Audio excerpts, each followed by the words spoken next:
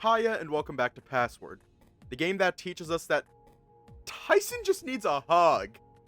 He just needs a hug and someone to pat him on the back and tell him that they're proud of him. Oh wait, that's David. He just needs David. Oh wait, no, David's dead.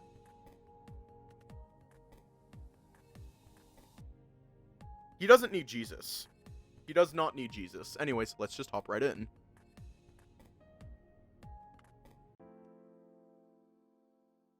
Despite the plan to head on over to the rec room, we headed downstairs for a snack first with the idea that we'd be free to spend the rest of the afternoon without needing to break for lunch. Come on! This seems to be going as well as it did for Tyson yesterday. When we arrived to meet up with the other two, we walked in on what appeared to be Haas trying to convince Sal about something. Hey, you're here, good! You can help me convince Sal to... The moment Haas started talking, Tyson was on his way forward, quieting up with his trademark move of putting his hand around Haas's face. Leave him alone, Top Cat. Are you feeling better, Dave? Yeah, I'm good. Then I'm glad. Dude, Sal said that the magical girl genre and Sentai were the same thing. I just had to correct him on it. Does it really matter that much?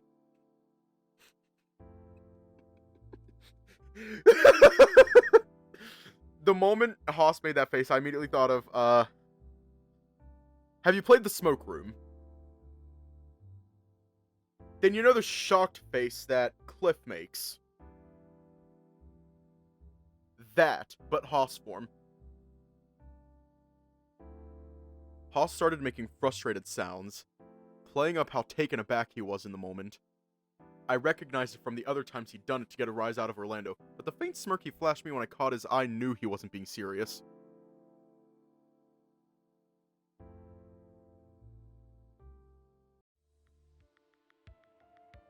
Aren't they both romance, anime and manga?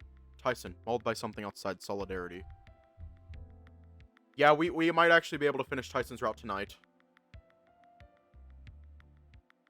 We might actually be able to finish Tyson's route tonight.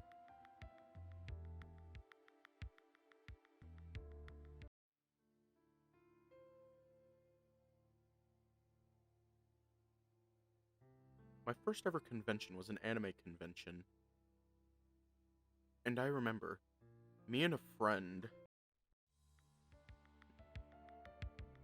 and we were looking around the manga section, and I remember us laughing at the yaoi manga.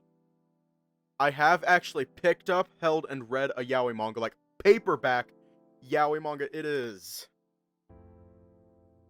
It's something else. That's all I'm going to say about it. It's something else. In one moment, I opened the door and closed it behind my foot. Dave? My reply came in the form of just marching forward and hugging him tightly around the chest, almost clinging desperately to him.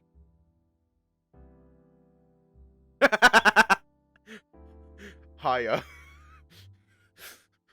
It is something else. Not dissing the artist. I'm not dissing the artist. I could never be able to draw what they draw in any of my lifetimes. But the proportions on the fingers! I did not know whether or not I was reading a manga about fucking volleyball or Slender Man. I did not know. The hands and fingers are always too fucking big. And the heads are tiny.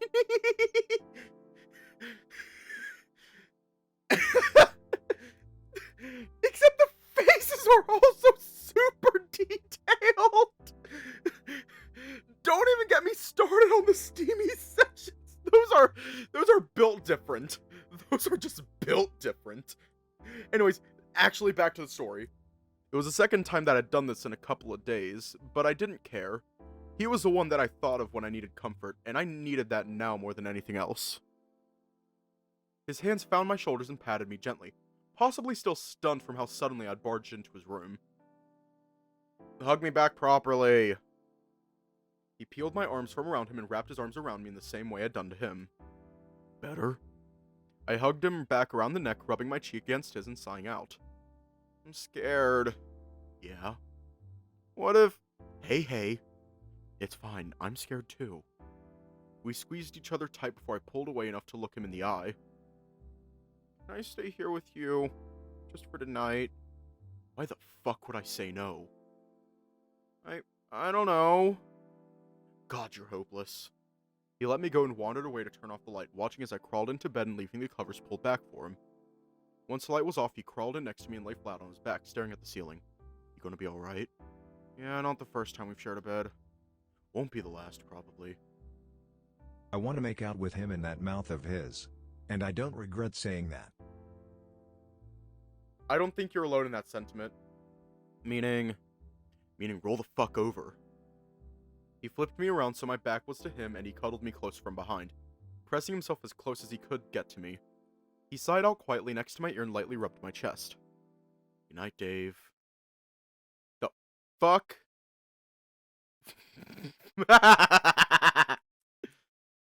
Night, Tyson. Soon after that, the exhaustion caught up to me and I fell asleep in the arms of who mattered most to me at that moment. Oh, Dean's gonna be pissed. But fuck off, Dean. Huh? Tyson was still behind me, holding me close to his front. I could feel his muzzle resting against my head and he was snoring softly. There were a few times that he'd fallen asleep basically on me, but something about this time felt different. Maybe I'd just fallen in love with him properly and this was something good enough to make me reconsider getting up. Or maybe it was the fact that he was pressed up right under my tail that part of me considered taking him up on his offer to let off some steam then and there. Hiya. Part of me wanted it, but it was the same part that felt guilty that the way I wanted him didn't seem to be the way he wanted me back. As I pulled away, Ty made to grab for me lazily in his sleep, mumbling something incoherent. Not that he managed to keep me in place, but instead curling up into the now empty space beside him, unaware I was gone. Once I was up, I put on some clothes, assuming that what I needed was a walk to just clear my head. That is how you die, Dave. Hi, Oswin.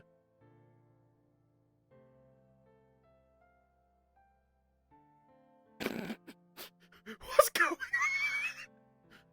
What is going on in chat? What is going on in chat? Oh. I looked quickly to Tyson. What about that one that we found, Ty? It's not here. No idea what you're talking about. You know, in the maze. That was Aquarius, unless there was a second medal. There was, I think. Kinda. Well, which is it? Did you find a medal or not? If I found one, it'd be on the fucking table. Fair enough. I scratched my head and caught Tyson's eye. Only a couple of moments passed, but he quickly shook his head, something to bring up with him later, it seemed.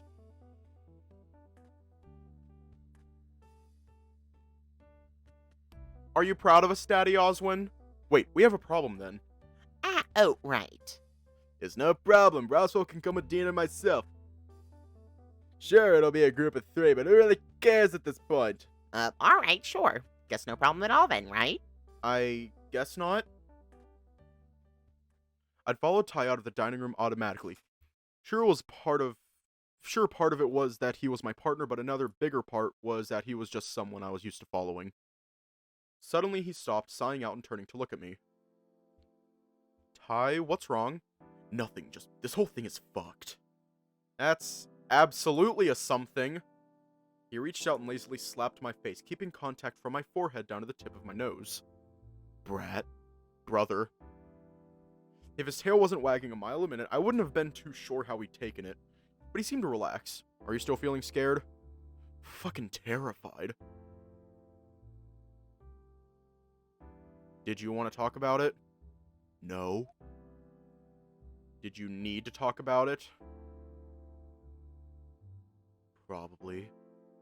We can talk while we look for medals, and besides, like, spending time together and stuff. He grunted, eyeing me off carefully. Alright, where are we looking? I don't even know. They could be anywhere, including the other half of the not medal you found. Why'd you even keep that to yourself anyway? It wasn't a medal. Well, yeah, but it's half of one, right? Maybe someone else might have found the other half or known where to look? Ty shrugged but remained still. Huffing and looking off to the side. I don't want their fucking help. I want to do this on my own. Oh. Fuck, no, wait. I meant finding the other half of the medal thing. Right, so I should just... No, just come here. He dragged me by the arm off to the side into one of the side rooms, shutting the door behind him. I waited and he paced, mumbling something to himself before growling and turning to me.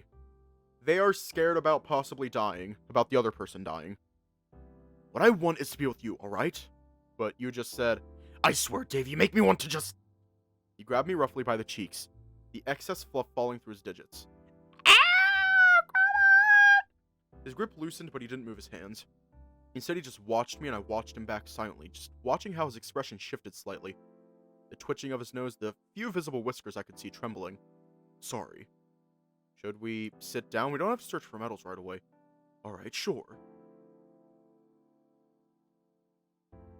This room is old as fuck. Reminds me of what I think an old person's place looks like. You've never... I guess not, but still. Why would I? Never knew one set and the other fuck if I know. You're swearing a lot, Ty. I can swear if I fucking want to! Now you're starting to sound like Mom. Tyson's voice went low, quiet. He didn't seem mad, although that comment really didn't rub him the right way. Don't compare me to her. Why not? You probably... Well, actually, it's because you're very similar that you two don't get along, right? Along with other things. I'm worried what she's going to say when we get back home, like how she'll react. Probably good that you had plans to bail, right? Yeah, I can imagine she'd flip. If she's even around. She'd gotta be, right? I love my mom, but I don't know, she's busy. Great way to fucking deal with your husband dying. Way to abandon your kid, Carol! Hey, she's...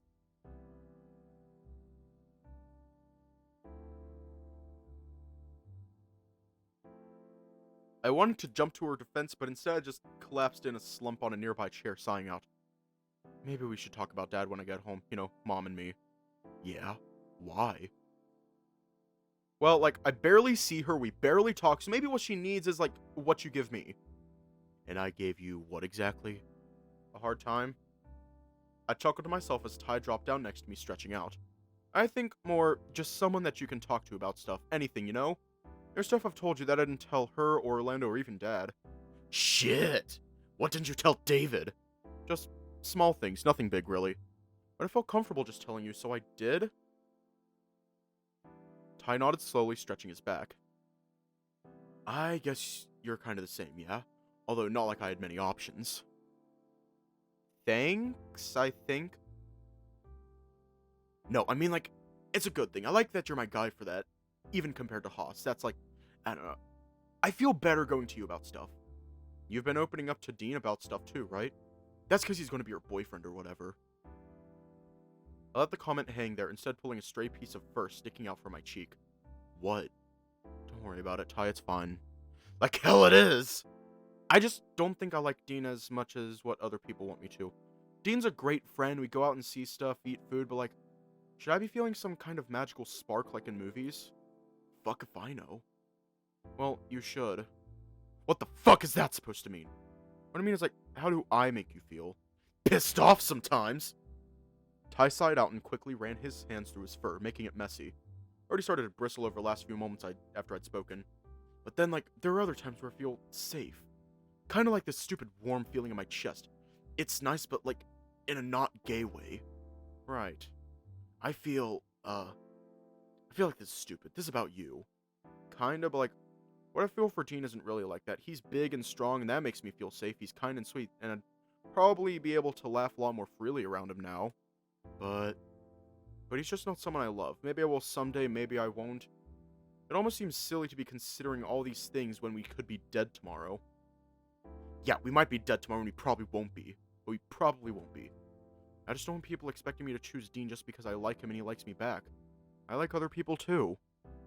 Okay, fine, I'll back off. Good.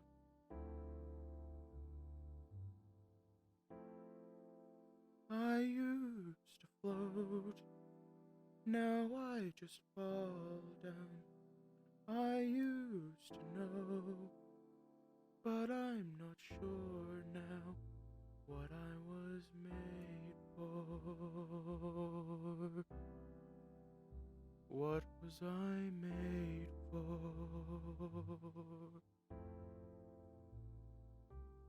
I have all those lyrics. I have all the lyrics memorized.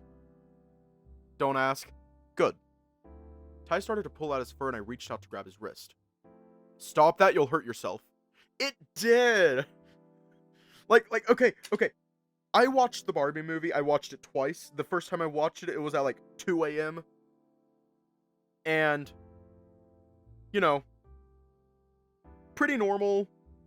I was expecting a fun little movie. Maybe a little bit of sadness. I was expecting a fun movie. Maybe a couple jokes here or there. I was not expecting to sob and have an existential crisis. I was not expecting that. But it's amazing. Stop that, you'll hurt yourself. It just sucks, you know? The hurting? Yeah, like, I'm happy for you that you're, like, getting yourself together. You're acting like you've grown a pair again. Or maybe I just forgot how much of a brat you can be sometimes.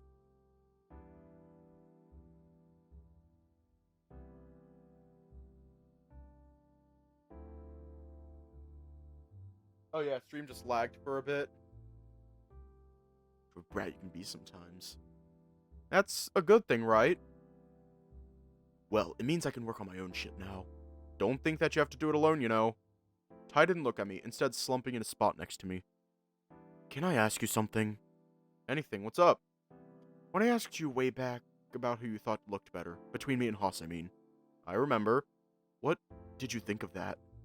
I thought it was confusing, but I think I answered honestly. You know, like, I slumped to mimic how he was sitting and put my hands on my belly. That's what you wanted me to say, right? The truth? And if I asked you again, like, I don't have the muscles Sal has, and I'm not as lean as Haas. Well, you've been getting better at eating in general, so that's more important, right?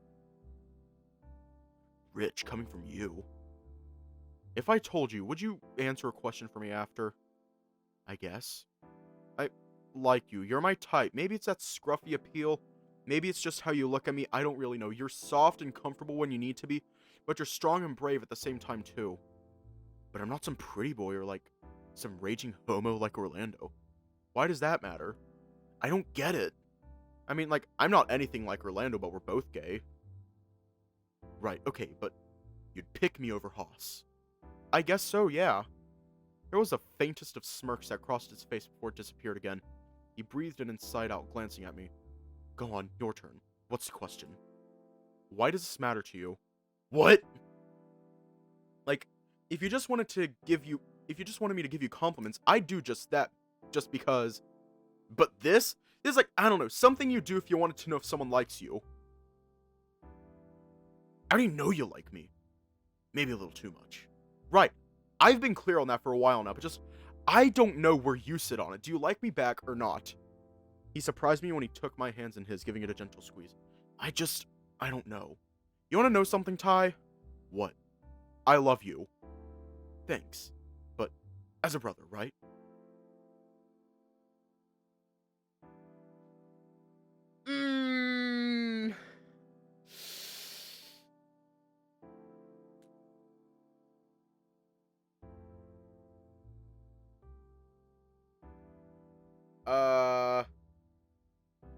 Shit. Fuck. Shit.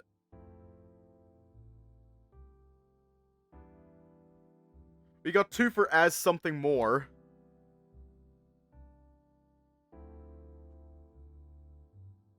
Go 1 for as a brother. Oh. Hi, I'm gonna call you Frost. Another for something more. My biggest complaint is that Raquel didn't show up in the Barbie movie, and you know Raquel, the girl that's always trying to rival Barbie but fails? And I'm talking about the original cartoon series Barbie Life in the Dream House. Hang on, I'm gonna create a quick save in case this goes horribly. I looked him in the eye and he pulled his gaze away. You dork. At least you're not freaking out over it. I think I'm slowly warming up to the idea. It doesn't feel as weird anymore. What made it weird to begin with? Oh, I don't know. Maybe it was seeing you hit puberty and wondering why the fuck you were horny all the time. I sat up suddenly with a frown. I wasn't like that at all. I was just curious. That why I caught you peeking? That why you were so eager for me to scrub your back? I didn't hear you complaining. Well, I guess you're right. I'm not promising anything, but If something happens, I want you to promise me something. Promise what? Just be patient with me, alright? I know there's going to be some shit that you're going to say is dumb and that obviously you would, but I just don't know how it's going to go. We didn't.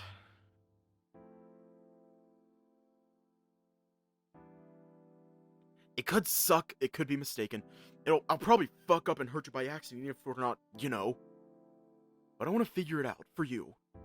I shuffled closer and rested my head on the spot between his shoulder and chest. Ty, it's moments like this that really make me worry, you know? Worry why? Feels so nice, but at the same time, like the moment I get comfortable, something's going to come along and ruin it. So the hunting for medals thing isn't much of a distraction? We're not really hunting medals at all, are we, Ty? Guess not, but what else is there to do? Well, Ty pulled off his shirt and started playing with it in his hands. Something about what he was doing made him seem nervous. Could always just, you know, fuck or whatever. What, right here? You're the one that hinted at wanting it. That was a while ago now, Ty. It's a little... Besides, I guess I always figured you were just riling me up with that offer. Yeah, I guess. I don't know. It's just something I feel like I should be into more, but, you know. Get anywhere near my tail and I just start thinking about the worst kind of stuff. Put your shirt back on, Ty. We don't have to do anything you don't want to do. He quickly put it on and shuffled uncomfortably on the spot. One day I'd like to get there, just so I can say I've done it. With me, or maybe, but that's not important right now. He got up, offering out a hand. Oh, Wild? Or Wild Frost? Alright, Wild. I'm gonna call you Wild.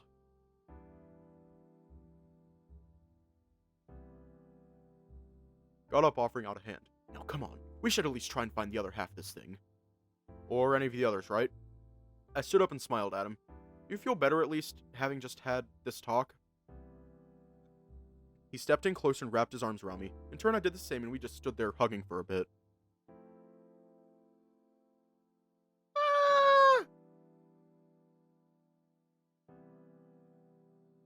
I'm gonna call you Nose. I'm gonna call you Nose.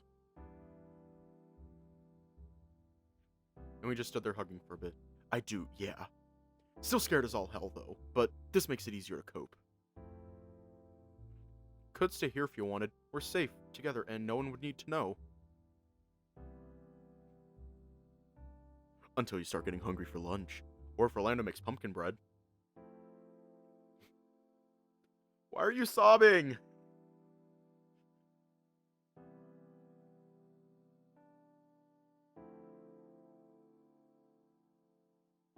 Shit, he's making pumpkin bread? When did he tell you that? I chuckled the moment Ty realized I was joking and he grumbled. Pumpkin bread slaps. Like, okay. I don't know if anyone else's high school did this, assuming you're living in the United States and were born and raised in the United States.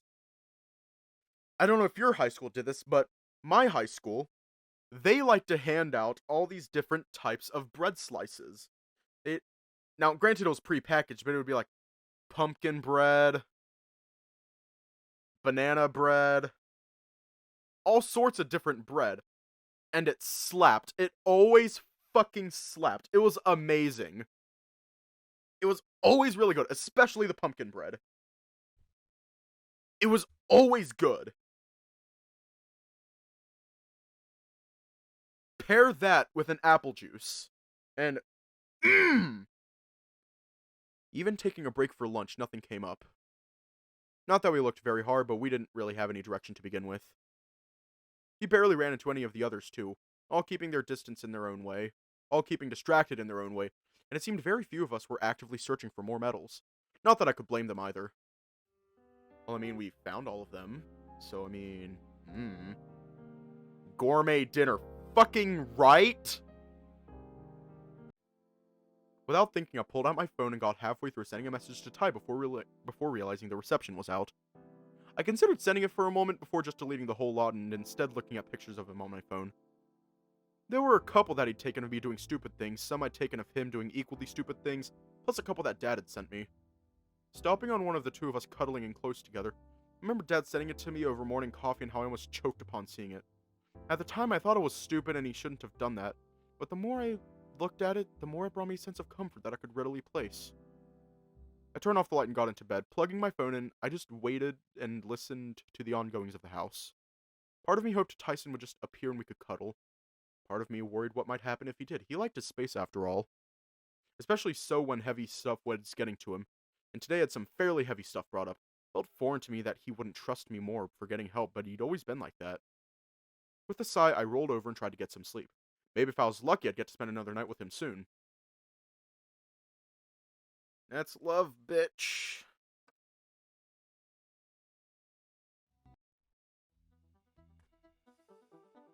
Oh, hi, Toes.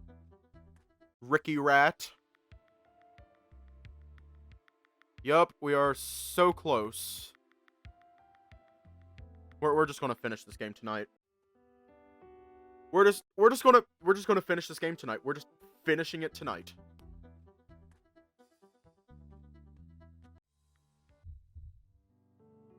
Toes. Okay, who are we starting with? Tyson or Orlando? Ricky Rat. Smelly Toes. Pumpkin Thanatos. Oh no.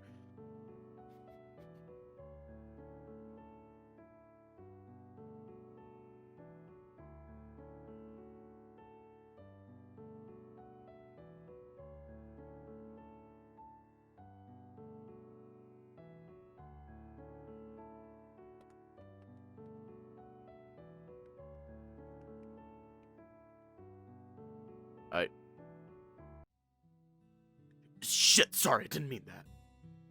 After what we talked about yesterday, yeah, I know, but still, you're not acting like yourself. What's going on? Tyson? You got a secret. You can't keep it. 'Cause, bitch, that is not a sleigh. He'll be fine. He's just Tyson.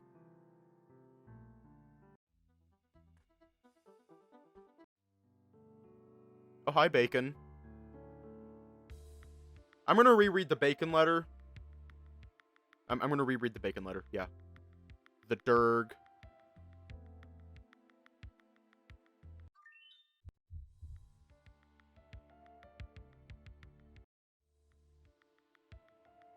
Werewolf pussy. Oh no! Orlando is gonna do something to Tyson. No! No! The Derg! Not the Derg! No!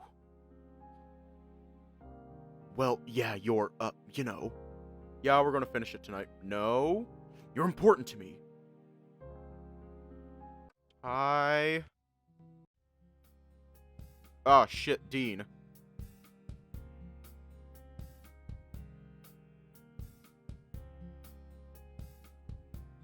I kept looking down the table to Tyson, wondering what I should do. Did he want company? Did he need company? Or did I just want to be around him, given he was all by himself? Ty? I'd seen him wander downstairs, which to me read that he was heading towards the gym. Given he wanted to be alone, or maybe vent some anger, the gym made sense to me. But as I looked around, he wasn't here. I couldn't hear the sound of the punching bags getting struck either. I backed out and looked around the basement. It was cold and dark, but most importantly, quiet. Are you down here? What do you want? He stepped out from where he'd been standing against the wall in the corner. Whether or not we just missed each other or he watched me walk right past him, I didn't know.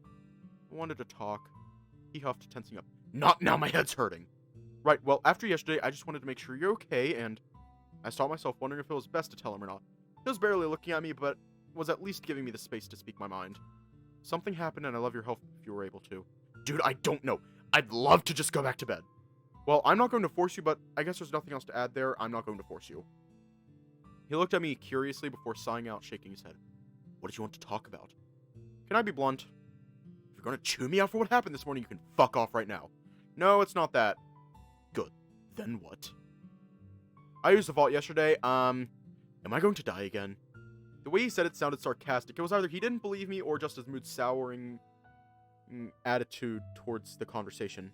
Not exactly, but I gotta ask, have you ever thought about... Spit it out. Do you have any reason to kill Orlando? Huh? He was a little stunned by the question, but seemed to think about it. Brow furrowed and quiet before he came back with his answer. So, Orlando's going to die next. That's what the vault showed me, at least. That's why yesterday was a bit, I don't know. Nah, I get it. You see that shit, no wonder you come running to grill me about what was wrong. Well, no, that happened after I talked to you and Orlando. Then why the fuck were you asking me shit yesterday? Just, I had a hunch something was wrong and I figured I'd check. Fine. So, you have no reason to kill Orlando. Unless he's going to come out and say that he's the one fucking up this vacation and blow up the road. Can't say I do. And you're not a werewolf, right? What?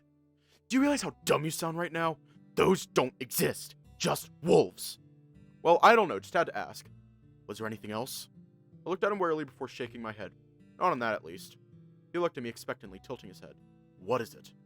Something else came up yesterday, but I'll need you to come up to my room for it. Can't you bring it down here? I suppose I could, but I don't know. Privacy might be nice for this. I don't really know what it means yet. Then how the fuck am I meant to help? Please just come up to my room. You can leave after, I promise. You're not going to take no for an answer either way, huh? Well, no, not really. Fine, but this better be good. Quietly, we made our way upstairs. The others seemed to be off doing other things, far enough away that Tyson and I went unnoticed as we headed towards the bedroom. Oh, I haven't shown you anything yet. Not that. It's quieter in here, because... Fuck if I know, just is. You mean compared to the basement or your room? My room. It has this kind of high-pitched buzz to it. Drives me nuts. Ty, you've been putting up with that for almost 3 weeks now? Why didn't you say anything? Not 3 weeks, just every now and again. Figured I was just imagining it, or it was because the house was old. Don't ask me.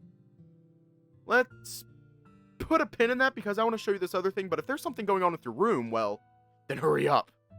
I rolled my eyes, snatching up Dad's license from where I'd stashed it and sat down on the bed. When Ty didn't follow suit immediately, I pulled on his arm until he was sitting next to me.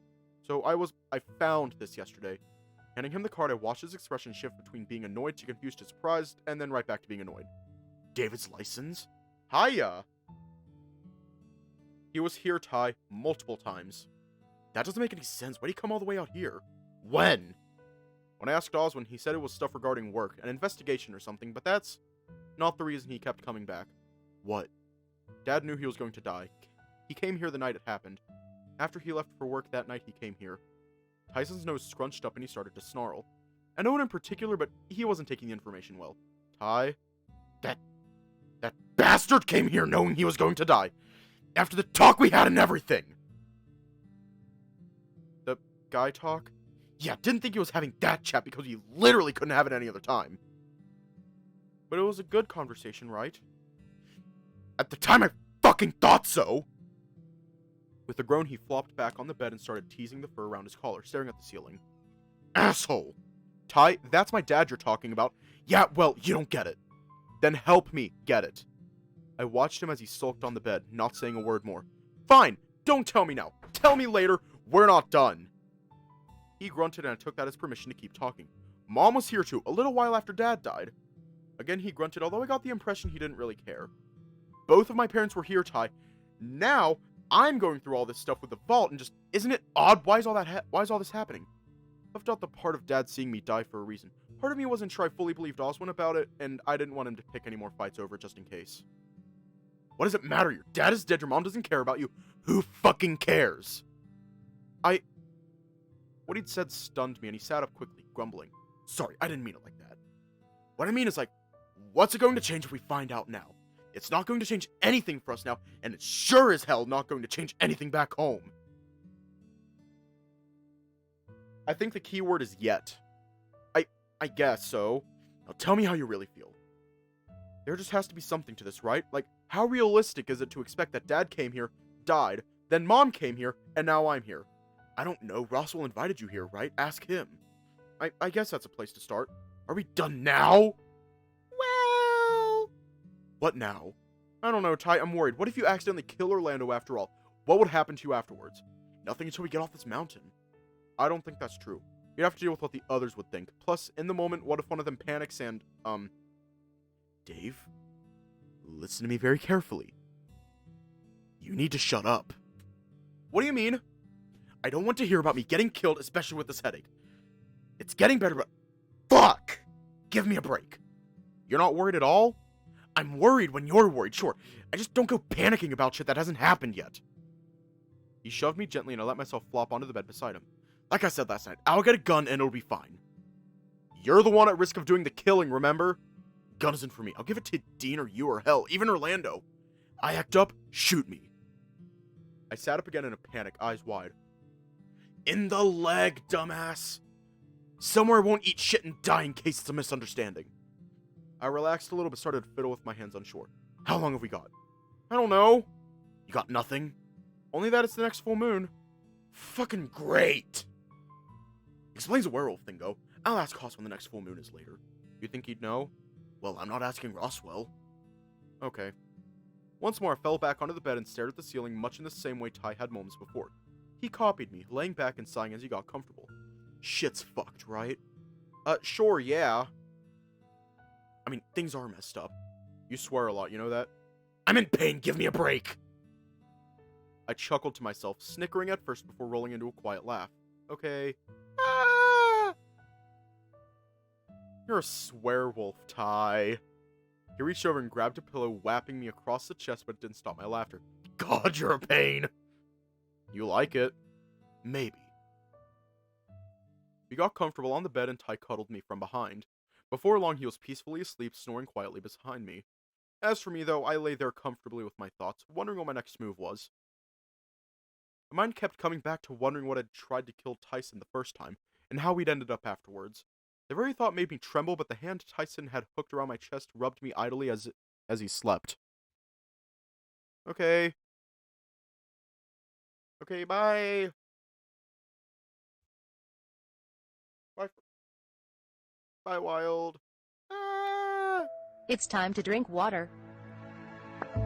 It's time to drink water. It's time to drink water. It's time to drink water. How much was he conscious? How much was he aware of how I was feeling while he was asleep? There were too many things going through my head, and that led me to thinking about how much was too much. Maybe overthinking things like this was just normal, especially when it came to people you loved.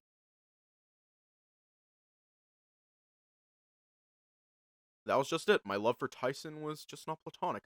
Brotherly love, the more I thought about it. My heart ached for something I just couldn't have and felt I had no reason to ask for. Not that I already made that abundantly clear, but at what point was it going to start to drive a wedge between us? What we had right now was brotherly, it was nice, but I feared that it wasn't going to be enough for me moving forward. No wonder I was pushed towards Dean. Maybe he just knew that it wasn't meant to be. Eventually I got up, wriggling out of Tyson's grasp and replacing myself with the other pillow. The idea that his room was louder confused me, but it bothered me enough that I wanted to see for myself, if only to check. Finding myself in his room was strange without him being in it. Almost like I was trespassing somewhere I shouldn't, despite it being a borrowed room to begin with. But the room didn't sound any different, even when I closed my eyes to focus. As far as I could tell, it was just the same as my room. What are you doing? Thanatos? What? What are you doing? I asked you first. I was just checking out Tyson's room. He's not here. Yeah, he's in my room right now. Well, aren't you clever? What did I do? I just want to talk about the license stuff. Right, I did tell you about that yesterday, didn't I? Doesn't explain why you're in his room, though. What's it to you? Well, Ty said that his room was loud, plus his headache. It's all just, I don't know, strange? Strange in what way? Why would his room be louder than mine if his is soundproofed? That's not how soundproofing works. It explained why no one else has mentioned hearing anything coming from Ty's room, though, right? Got me there. You're right. That'll stop the sound from getting out for sure. Then, time to start looking for the source of the sound. You can tell me why you're here while I look. Fat chance that's going to happen. Grumbling, I wandered around checking Ty's things. Not really stood out, just piles of clothes. Ty didn't have much in the way of stuff, but there was notably a pile of things that looked like he'd taken from around the house. He's a thief, you know. I know, I'll talk to him about it. As I was checking under the bed, Thanatos wandered over and stood next to me, peering under the bed as well. Expecting to see a monster under the bed? I'm just hoping to find something to hint towards what Tyson is hearing, like how my room was bugged or something. Good luck finding anything. There's nothing like that here. What makes you so sure?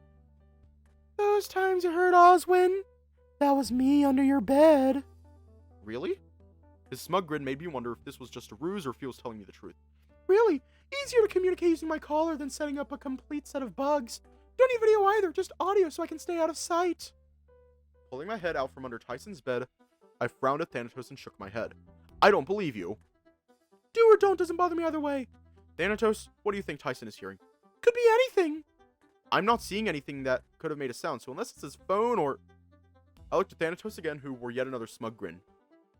Were you in his room this morning? I don't know what you're talking about. If you're in his room, you could, like, I don't know, play loud music or something? Music? Nah, but something like this, though! I covered my ears as suddenly a high-pitched tone sounded. It was hard to tell if it was loud, but it hurt my ears all the same. Okay, stop! You sure? Yes, Greta! And as soon as it started, it stopped, a faint ringing in my head remaining as I gathered my thoughts. What was that? You wanted my best approximation of what could play. Well, yes, but that was awful! What did you expect? Not exactly the same thing that Tyson heard, but you wouldn't be able to hear what he did anyway. So it was you! Why? I'm just following orders. But orders from who? My master wanted to run a test and let me pick the parameters. Don't really know when I came up with the idea, but this isn't the first time. Since we've been here? Across my lifetime. Next you're gonna say, so even yesterday you still went through with tormenting Ty? Thanatos shook his head, shrugging. Yes, because I'm just doing what I was programmed to do. I get some freedoms, but I still do what I'm told. For the right person, anyway. And what happens now that I know? Well, I haven't been given a specific instruction for if you're found out. Guess you just have to do something about it to stop what's going to happen. And you don't feel bad about it? At all? You're talking to a machine, Junior. You're the one that said you were bored. Which is it? Call it ambiguous commands. You try waking up for the first time in a timeline and already know everything about your master before you've even been introduced. That doesn't sound like an ambiguous command. What was so ambiguous about it? All I was told was to push Tyson into going nuts on the full moon by hiding in his room.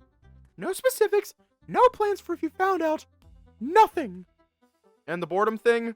Why does it matter? What should matter is what you intend on doing about my commands telling you to mess with your friend. Do you really not care? Like I told you, I was made to feel empathy. Just fulfill my commands and that's it. I command you to tell me what your commands are. Points for trying, but that's not going to work. My command is to entertain myself. That's a lot of processing to be done. Just as well that I exist outside the normal timeline. So you're going to be bothering Tyson until the full moon. So long as he's in his room. A few moments passed before it clicked and I sat upright. Oh, I get it. Good, maybe we'll both get what we want. What do you want? What could something like you even want? Whatever you can imagine is going to be more exciting than any lie I could come up with. Right, well, okay then. What are you going to do now? I know what Thanatos wants. I know what Toes wants. He wants a cheddar for dinner. What are you going to do now? Probably go back to Ty and see how he's doing. Good. I have someone I need to check in with too, so open the door for me and we can leave. Who? Not going to get that out of me. Nice try. After some more prodding with no results, I left the room and Thanatos basically ran over my foot to stop himself from getting locked in again. I watched him disappear downstairs and out of sight, but for the most part I felt that saving Tyson was going to be much easier now. He longs for the cheddar. Oh no. But it was only after he disappeared that I realized I missed my chance to question him about his appearance just before breakfast. But I was sure I'd be able to ask him later. Ty. Closing the door behind me as I stepped into my room, he murmured in his sleep. What? But the cheddar is reserved for dinner. I know, he'll have to wait until dinner for the cheddar. What? Sorry, just making sure you were still here. Of course I'm still here. Where the fuck would I leave? Did you want to sleep some more? I was sleeping before you woke me up. Right, sorry. Don't worry about it. Just get back here. Why? Look, I'm still tired, so just get over here, alright? Are we going to go over to the bed or stay by the door? Gonna be cuddled up with Tyson while we tell him that, Yeah, but does he really deserve the cheddar for dinner? Okay. He sat up a little as I got closer and he motioned with his head for me to lay down again. Swiveled around so we were actually using the bed properly compared to when he'd fallen asleep before. We'll get a couple hours and have lunch, then go do something after. Just us. Sure, that'd probably be fine. The moment I lay down, he was behind me, pulling in close with an arm around my chest again. My head still hurts, but it's getting better. Much like before, it wasn't long before Tyson was out like a light. Just cuddled up in front of him, I found myself drifting off too. It wasn't a dream, but I did sleep. Or rather, instead of dreams, I had vague colors and scents that crossed my barely conscious mind as I lay there. Nothing in particular, just remnants of pleasant memories flashing across my mind, but I welcomed them all the same. Fuck. After a nap that lasted longer than we both intended, we made our way downstairs to get some lunch. Grilled cheese? Yeah. He shrugged and took a seat while I carried bread and cheese over to the counter to start putting things together. Hey, listen, thanks for that before. Yeah, that's allowed. For what? The nap. I needed it. It's not like I could have handed you a candy bar and then you'd feel better. That only works on Roswell. I'm not a kid either. You don't have to be a kid to like candy either, Ty. Just, I don't know. Candy makes me feel better sometimes. You're lucky you're not as fat as Orlando and Roswell then.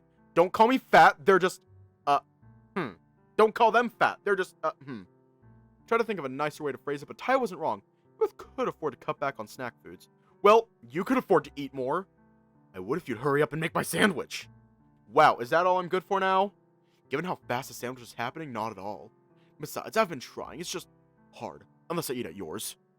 Yeah, so 2 grilled cheese sandwiches then? 1.5. I'll split it with you. Sure. While I continued to work, Ty remained there quietly, watching me as I moved about the kitchen, and then while I watched the grilled cheese, his eyes not leaving me once. Listen, Dave, how are you doing? Really? What do you mean? Just wanted to check.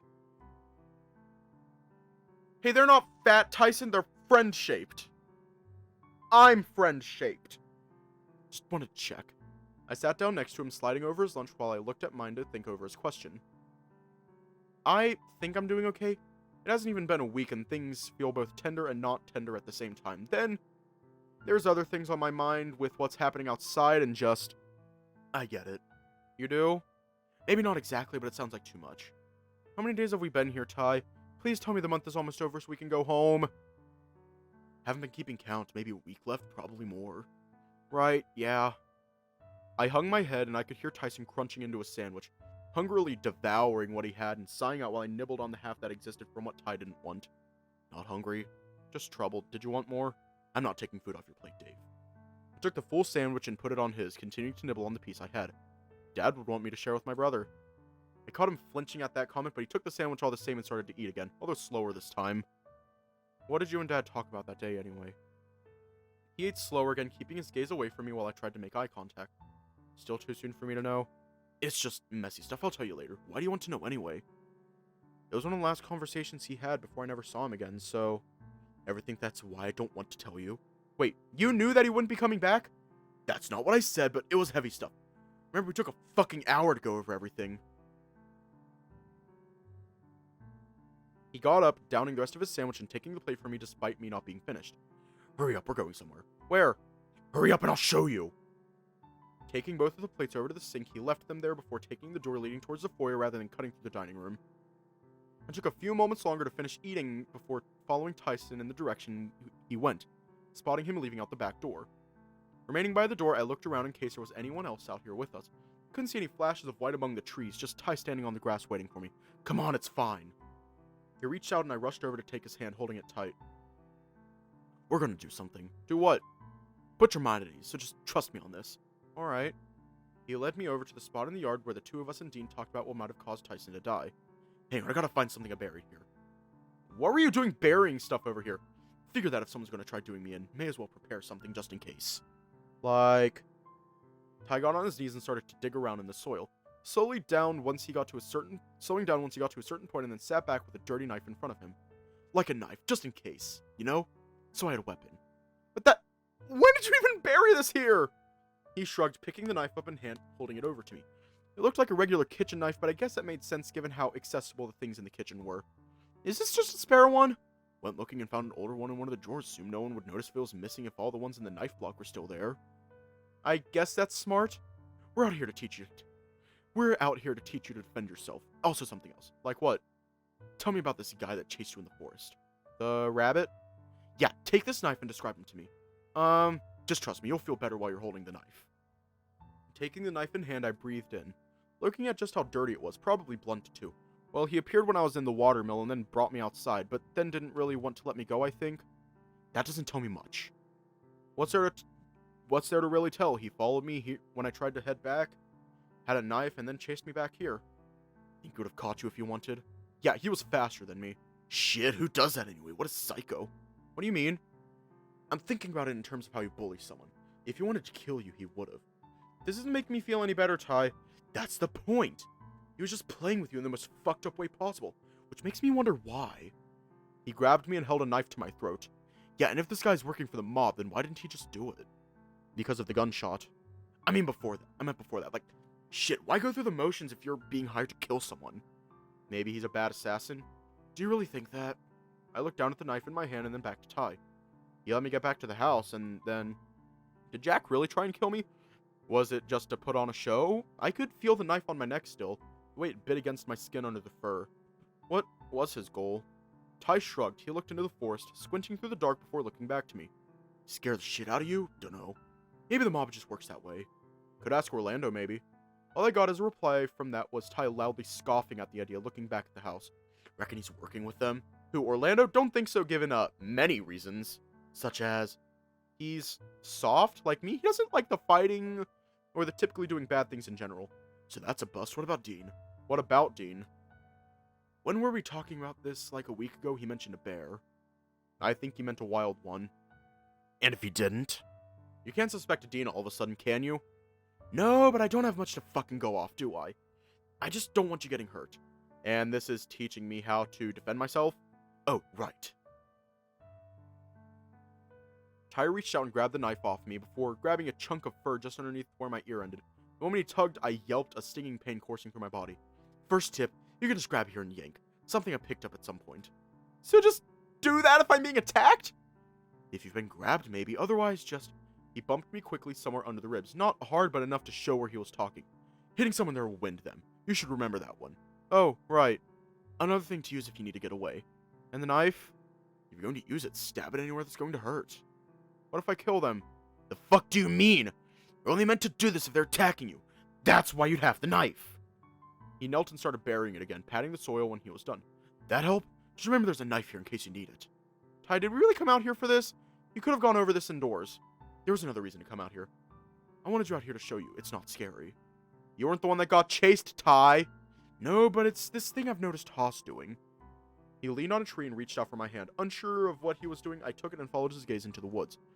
He just does this thing where you say you don't like something and exposes it to you a little bit at a time. Like vegetables? I guess. I mean more like just friendly bullshit things like hugging and touching. Like, we hug and it's not gay because it's just you. You're my brother. Haas hugs me and... He fidgeted, scratching his neck. It's what? It's annoying as hell. He does it because it gets a reaction out of me. But it's not bad at all. Anime is fine and having a friend is... nice. You'd probably get along just as well with the others too if you tried. One thing at a time, Dave. We have other shit to worry about. But outside is fine. Being out here is fine. Just the stuff in there, though, worry about that. I don't think this is helping all that much. Want to go back inside, then? I strained to look into the dark.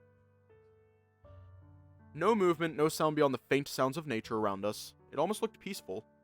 Maybe just a little longer before we do. It's not so bad, I can't see anyone in there. After a while, we headed back inside and we started preparing things for dinner. It was a while off until then, but with a little bit of pushing, it was something to start making amends for his behavior. Come on, it's not that bad. I dragged Tyson by the hand upstairs towards the game room, hoping Orlando would be there. Orlando, you here? Yeah, what's up? Orlando's nostrils flared when he saw Tyson, but he said nothing, looking at me instead. Nothing much, just bringing Ty around. I can see that. Yeah, that's allowed. I flashed him a smile and waited. Then waited some more, but eventually I elbowed Ty in the ribs to get him talking because he wasn't doing it by himself. Fine, okay. Look, I'm sorry, alright? You're sorry, huh?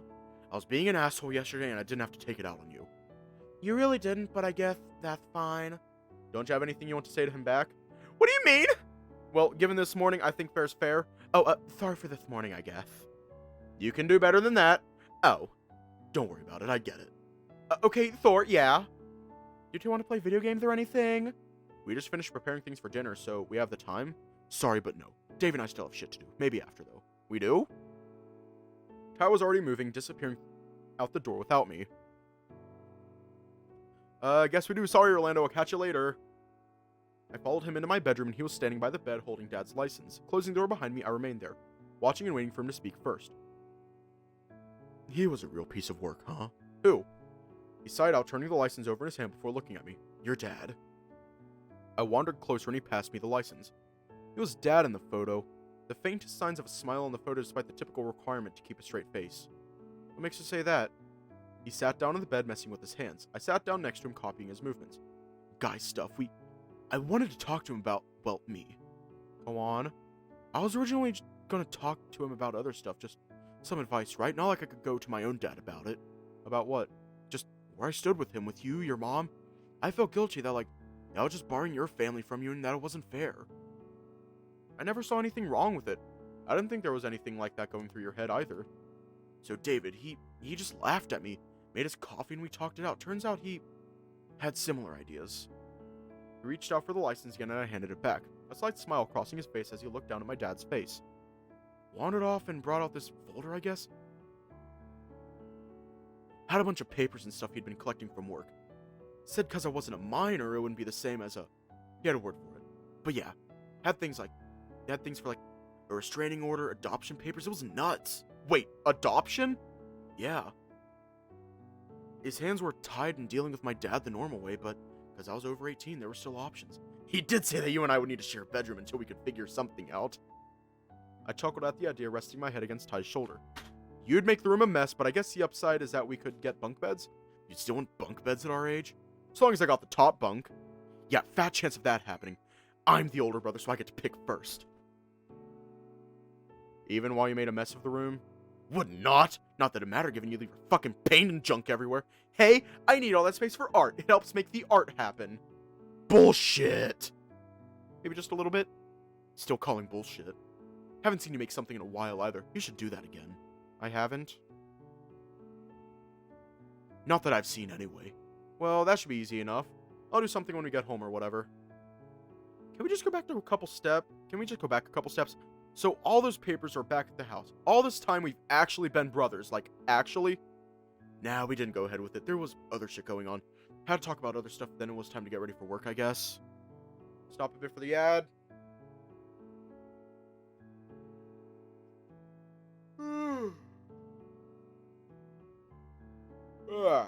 Fuck. Just fuck. Everyone needs a David in their life.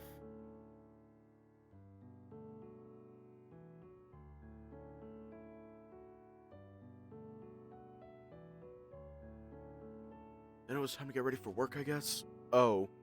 Still went and got a couple things put in place, though. Restraining order and whatever, but didn't get around to finishing them after what happened. So when we get back, I don't know, probably we'll figure out how to get them going again. At least a couple of them. Wouldn't mind having the restraining order at least. Well, okay, but when you move in properly, I need to teach you how to do art stuff. Who says I want to learn? It's my room, you should know this stuff. I'm sure I could figure it out. I know how to do it already. Okay, name one art then. The fuck do you mean one art? Just name one. I don't know. The one of the soup? What soup? Ty grumbled, rubbing his head. Look, art is your thing. You want me to get your car working? That's when you should leave it to me. Only cars, though? What if, a hinge breaks in the kitchen or something? Sure, I think I could do that. Nodding slowly, I rubbed my knees and he put an arm over my shoulder, yawning. Ty? What? Are we good? Actually? Why? I'm just confused as all. Finding out about Dad being here, about the adoption papers, I had no idea any of this was happening.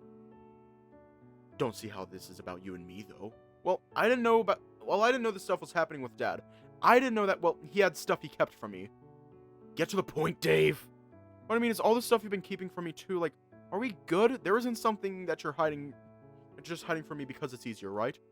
You're wanting to know my secrets now? No, He pulled away and shuffled around to be sitting one leg over the side of the bed so he was facing me.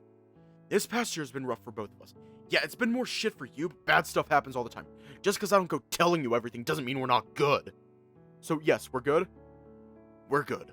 I think. Makes you unsure? Just personal stuff. You'd get it, but I don't want to share. Before you go asking, I just don't want to. Oh. Listen to me. We're good. I'm good. You're good. We're all good. At least as much as we can be, right? The way his eyes glinted as he looked at me made me feel funny. I couldn't place what it was specifically, but it was something like what I imagined love would be like. I could feel my heart beat harder in my chest the longer we just looked at each other wordlessly. My throat felt dry and the thoughts that were starting to surface were making me uncomfortable. There was a slight tilt in his head as he was looking at me, as if wondering something that had just crossed his mind. Some sort of suspicion or maybe realization he was still working through. Carefully, he reached out and cupped a hand to my neck, then up to my cheek, then finally to the back of my head. My head was against his chest the moment after, listening to his heartbeat while he hugged me close. This was a safe space. This is my safe space, at least right now. I shook as I thought back to how things had been at the start of the vacation and how they developed so far. Ah! Ty being everyone's enemy, then almost dying and in turn almost doing something to me that I really didn't want. Then learning that he saw me as his little brother or something like that, and that he missed me before everything happened with Dad. Next intake of breath I had rattled on its way down, and I clutched Ty close as I started to cry. I didn't even know why, but it felt right just letting whatever emotion that was vent out. Hey, don't fall asleep! My grip must have been loosening, and him speaking snapped me back to reality. I'm not falling asleep. The yawn betrayed me, though, and Ty just tussled the top of my head. Sleep after we've made dinner. He got up and offered a hand out for me to take. He didn't question the crying, he didn't mention anything about what had happened, and I assume that's just what he wanted. Oh, right. Good job. On what? Just letting yourself feel things, I guess. It's what I remember being normal, even if sometimes you were a bit of a brat and crybaby. I chuckled, wiping my eyes. What, jealous? He tilted his head again as he sized me up, thinking it over. Maybe a little. We wandered downstairs to finish preparing for dinner, knowing full well that eventually people will start getting hungry. Even if we still had time to spare, we just spent the time idly tidying and keeping each other company until it was time for dinner. Tyson, you're sleeping in our room tonight. You don't have a choice in the matter.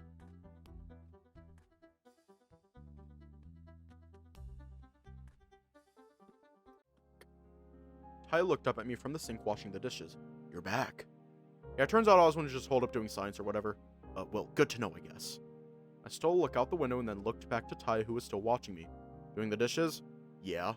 Made dinner, so I figured I'd clean. Since when were you this tidy? Fine, then you do them. He pulled his hands from the water and started rubbing them over my face to make my fur stick out at weird angles. Hey, I wasn't ready! Then shut up and let me do the dishes. He continued, his tail swaying gently behind him and seeming in a better mood than before. You really did need that nap, huh? Tell me about it. Head's still a little sore, but it's better. You should sleep in my bed tonight. What? You know, if your room is so loud and all. Right, yeah, I guess that makes sense, huh? Don't mind swapping? Oh. I had intended for that to come across as swapping, but all things considered, it seemed like the better move, if only to avoid Thanatos. But given Thanatos' orders, swapping rooms would just make my room into Tyson's room, which got us nowhere. I mean, you know, together. Oh, sure, yeah, that's fine too. The way he just replied set me for a loop, so casual about it that I wasn't even sure he'd registered what I'd offered. We'll just need to get something from my room first, but should be fine. Yeah, what?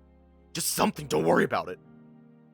When Ty finished washing the dishes and I was tagged in to dry them, we headed upstairs together. He went to his room and I went into mine, figuring it was time for a shower. The hot water felt nice, especially with the steam clearing my nose of all the dust from the corridor to the lab. Then the added bonus of lightly scented soap on top made me relaxed. My clothes left on the floor of the bedroom plus the sound of the shower should have been enough of a giveaway for where I was, but I heard Ty call out all the same. Hey, you in the shower? Yup. It wasn't long before the door behind me opened and in stepped Ty, pushing me out of the water to get himself drenched, and then pulling me back under the direct flow of water. Could have waited your turn. Didn't feel like it. Pass the soap. I'm using it, so wait your turn. You're just scared of dropping it now that I'm here. A little, yeah. His hands on my sides froze when I quipped back, putting him on the back foot. Really? If you wanted to do something, Ty, you'd have just done it by now. This is just getting clean, right? Offering out the soap to him, I rinsed off and moved out of the way so we could wash properly. Didn't need me to get your back. Already did it. Huh. He turned his back to me as he continued to wash down, and it felt odd. We'd seen each other naked before, but with his back to me, it almost felt like he was embarrassed, or if this was just like a gym shower. I stepped out to give him his privacy and toweled off, moving to use the blow dryer around the time the water switched off. Just as well, Ty decided to shake rather than towel off, making me need to focus drying one whole side again, so I felt comfortable putting on clothes. I was about to get dressed while still damp.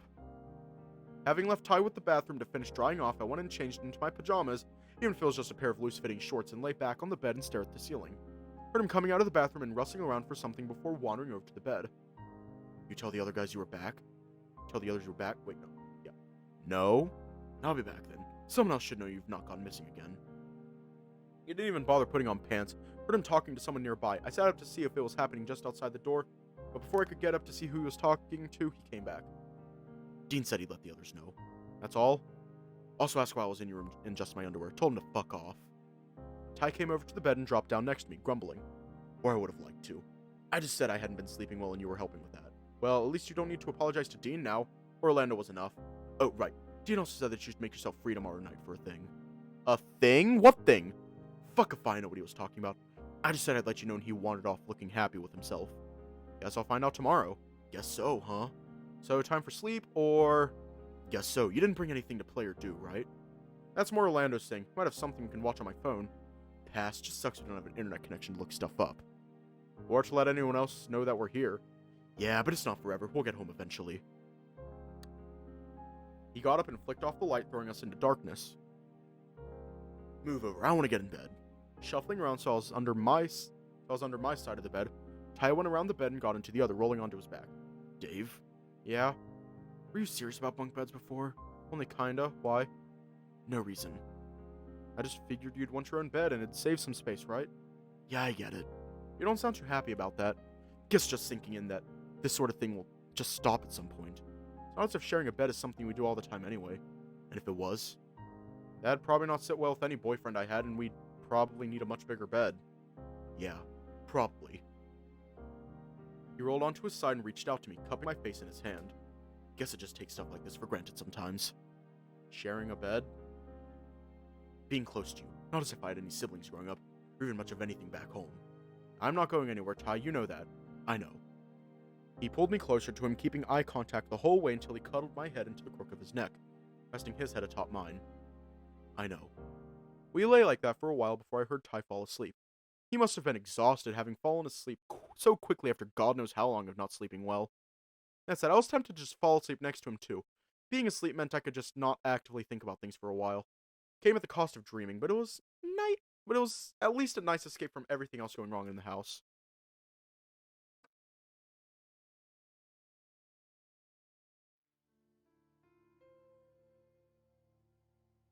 Shut up, Toes. I woke suddenly, bundled up in the bedsheets with Ty right behind me, his arm around my body and holding me right to his front. Despite how distant he seemed to be the night before, here he was spooning me all the same. Laying perfectly still, I kept warm and just listened to his breathing. For the past couple of days, he'd been on edge, but now he was just so peaceful. Hopefully the lack of Thanatos under his bed was helping. As I went to place my hand against his, I felt him flinch. I waited before trying again, but it was enough to rouse him and cause him to pull away. Hi, are you awake? Rolled over onto my side as he turned his head to look at me, flat on his back. Am now. You were hugging me. So? Nothing, it was just nice as all. Well, sorry to wake you. He rolled back onto his side, his back facing me, and said nothing else. It took me a few seconds to register what happened and shifted closer to just cuddle him from behind. Get off, Dave! Just in the same way when I tried to touch him, I flinched, him removing my hand the rest of the way off himself. Did I do something wrong? No. Did something happen? Dave, I'm trying to sleep. But I sat up in bed and stared at him facing away from me. He had his eyes shut tight, removing any chance of me trying to catch his attention before I figured it was best to just get up out of bed. Stealing glances at Tyson's back while I got dressed, I could tell from how his ears twitched he was listening to me move around. If anything, I was just confused what I was meant to be doing. So as soon as I was decent, I left the room quietly. Then there was Tyson, who went from being confrontational to grumpy, to distant all over the span of a day. I didn't like seeing him like that. Clutching my chest above the area where it hurt, I wondered just what was happening to my brother. Or if he was more than my brother at this point, I just didn't know. It always came down to not knowing, and that alone made me slump over the railing in front of me. Oh, Tyson. Part of me wanted him to just appear and call me out on being down. Part of me wanted him to say something, anything to me that reaffirmed that we were still good, that he was willing to talk to me. Oh, hi, Benson. Hi, Oswin.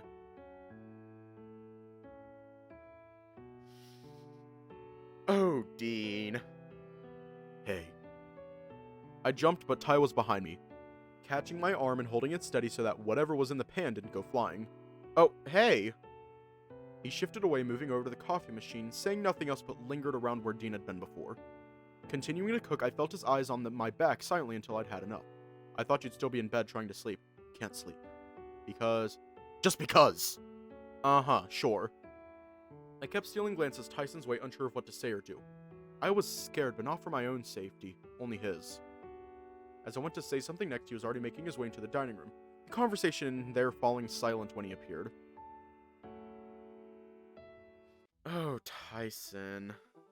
Oh, Tyson.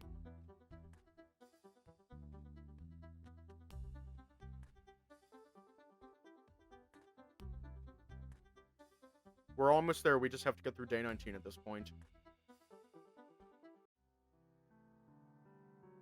And then there's a true end.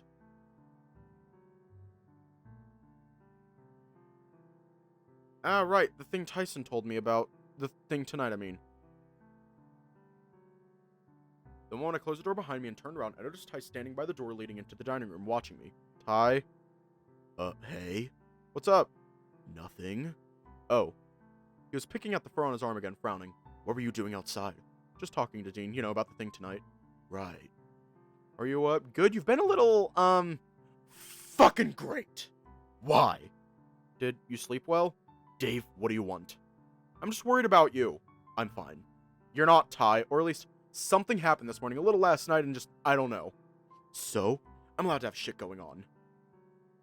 But not telling me, did I do something wrong? No. But you were so cold. He sighed, shrugging. Look, if it'll make you feel better, we can go watch a movie. Really? Don't sound too excited. I just like doing stuff together. It's an improvement over this morning, too.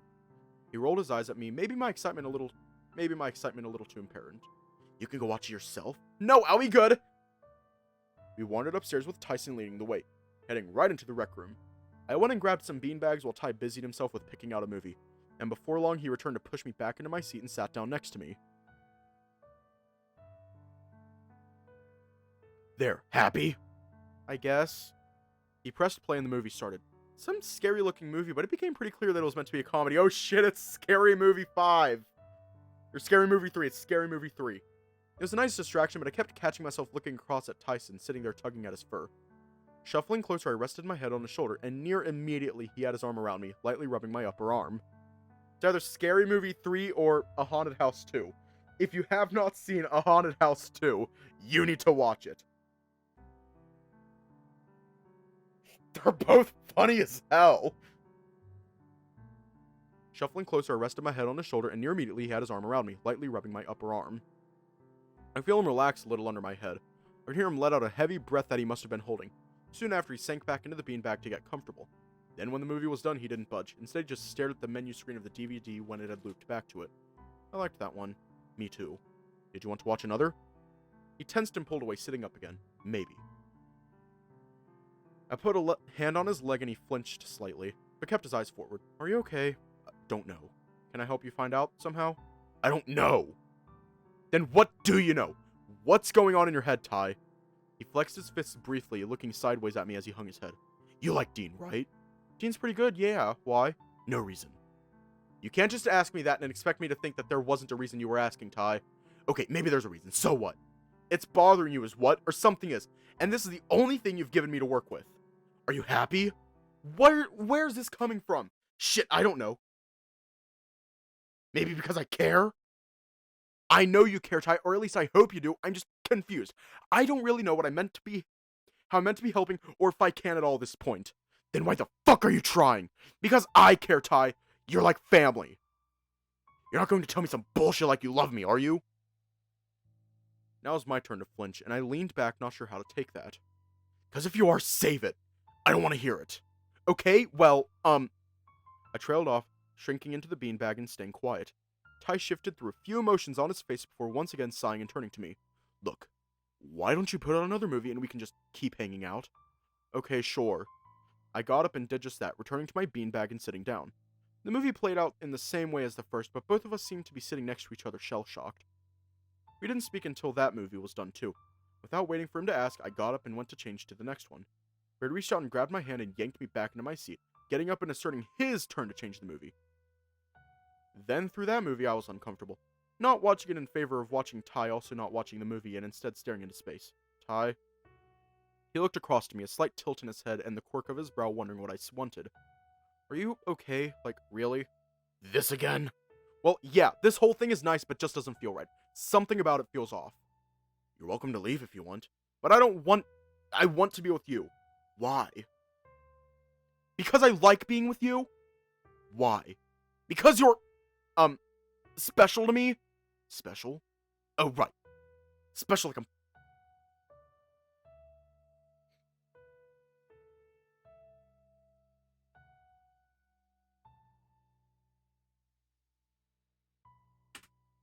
What? No, special like in here.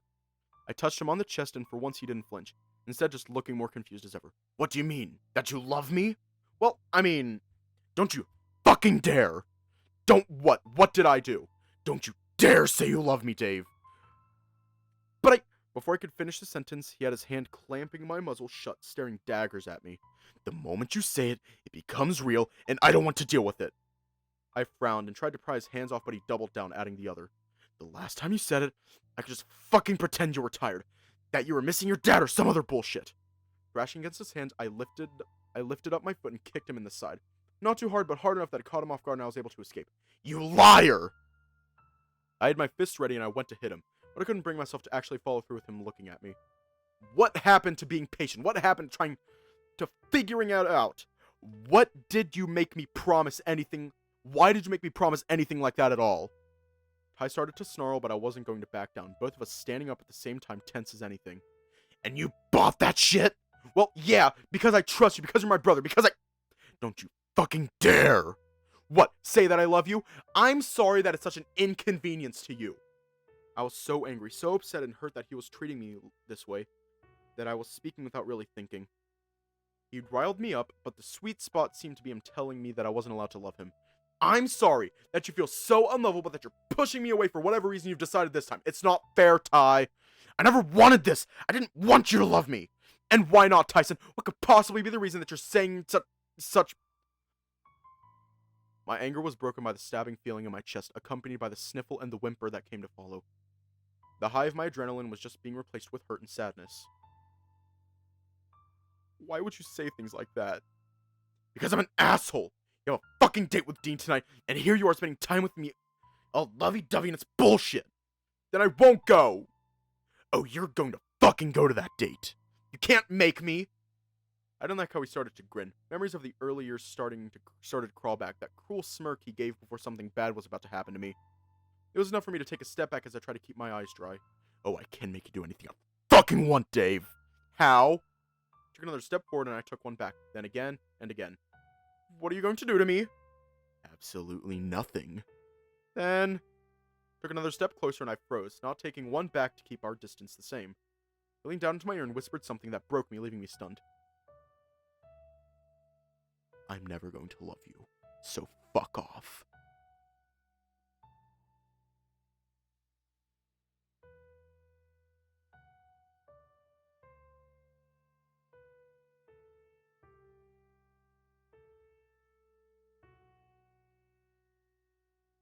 After a few moments of silence, he shoved past me and left the room, leaving me silently sobbing as tears started to stream down my face and map my fur.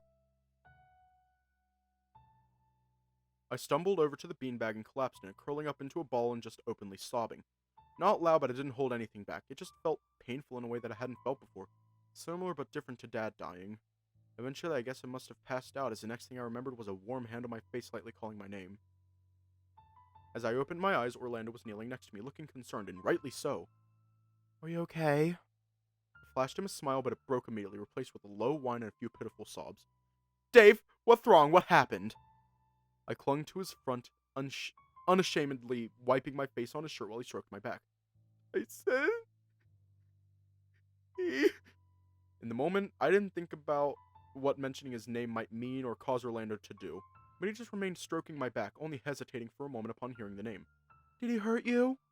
Pushing my back from him to wipe my eyes on my sleeve, he let me fall carefully back into the beanbag while he sat cross-legged on the floor in front of me. Did he hit you?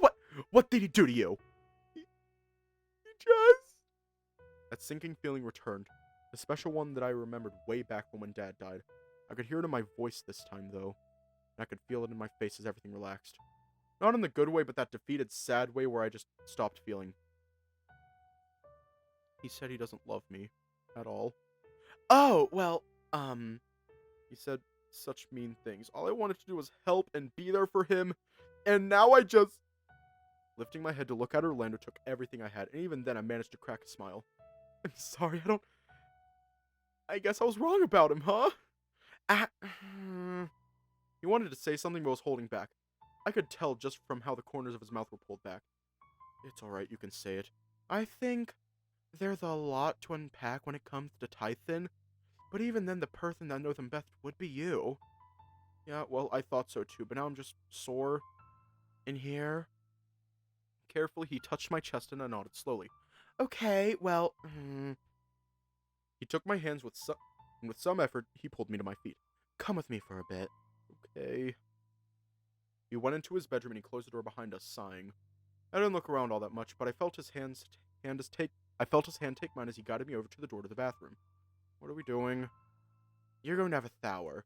You're going to get under that hot water and just relax a little. Wash your face so you don't feel gross, and when you're done, I'll be here with a fresh towel and some new clothes. Okay. So go on, go get relaxed, and I'll see you in a bit. I wandered into the bathroom and leaned back against the door. Just listening, I heard Orlando wandering around for a bit before leaving the room, and that's when I figured I should do as he said. Under the water I felt a little better, or at least once I got to washing my face I did. With a clean face came a different kind of tiredness. Maybe not quite apathy, maybe not actual fatigue, but I was tired. Stepping out of the bathroom I felt warm and fresh, but there was a level of numbness that I couldn't quite shake. I'm out of the shower. I can see that, come here. He waved a brush at me and I shuffled over to the bed to sit next to him. Do you feel any better? A little. Orlando went about brushing and I let him work over my fur. I stared off thinking about Tyson, worrying about him and trying to figure out what went wrong and when. My bad person. Don't you start thinking you're in the wrong here, Dave. But I must have done something wrong, right, for that to just happen? Tyson has issues. I have issues. Well, yes, but everyone has issues. Tysons are just, Tyson-sized. What's that even mean? I guess what I'm trying to say is that whatever issues he's got, they're made to be issues for him. Why do I feel like one of his issues? Or maybe I'm not anymore? I don't know. Dave, listen to me. You're a handsome, loving, amazing guy. You always put others first, and you've always seen the good in people before the bad. Even Tyson. I grunted, leaning a little more into the brush. I guess what I'm trying to say is that if you being the kind of person you are is an issue for Tyson, then I don't think that's something you should worry about changing. If you can't appreciate the good in you, then good riddance. I'm just saying that because of past history. I'm saying this because I'm right. If he wants to be an asshole, then let him. You have better things to worry about. Can I tell you something, Orlando? Of course. I thought I loved him. I really did. What changed? Nothing. I just don't know what this feeling is. Is love now? It's supposed to be this good feeling, but now I'm just lost. Loving people isn't easy, Dave. Take it from me. Why's that? Just speaking from personal experience. Oh. I hung my head a little more, eyes locked on the floor between my feet. Orlando? Yeah? Do you love me? He froze mid-stroke carefully and slowly finishing the path the brush was taking before slapping it against his other palm, or at least that's what it sounded like. Of course I do, Dave. We all do. That's not what I meant. Love is complicated, Dave. It's not the easiest thing to figure out, so I don't want to give you the wrong answer. I whined and he wrapped his arms around me, giving me a squeeze. I know you're dear to me, and I wish you every happiness. I just don't think I can provide it for you this time. Sorry. Don't be sorry, you haven't done anything wrong. How about tonight? Tonight, just the two of us make some sweets and just binge eat and talk about boys, and how they're stupid. I can't tonight. I have the thing with Dean. You still want to do that? I think so. It might be a nice distraction. Dean likes me. I don't think it's the best idea, but it's up to you, really. I still want to go on the date thing. It might help me forget about everything with Ty, if only for a night, too. You're sure this is what you want? Turned around and flashed him a smile. It wasn't entirely genuine, but I just wanted something that was a distraction to how I was feeling. Truthfully, the prospect of a night with Dean still sounded fun. I'm sure. Well, okay. Yeah, right, okay. I should probably get ready for that, huh? That makes two of us. What do you mean? I'll leave that part as a surprise, but for now, change into these and do what you have left to do. He patted a neatly folded set of clothes that I recognized as my own and he hopped off the bed. You went into my room to get clothes? Well, you aren't going to go wearing mine now, were you? I'd consider it. But yes, I went and got you some of your clothes. I'll see you downstairs when you're ready. Orlando left me to get changed, and I started to have second thoughts around the time I was putting my shirt on over my head. Wandering from Orlando's room, I went back to mine to see if Tyson was there, and to my relief, he wasn't. I didn't realize I was hoping he wouldn't be there until I'd arrived. But as I was fixing my fur in the mirror, I was caught off guard by the sound of someone knocking on my bedroom door. Hello? Dave! Dave! Dean's sing-song voice carried through the door as I wandered over to open it. Taking one last breath before I turned the handle, I put on the best smile I could manage.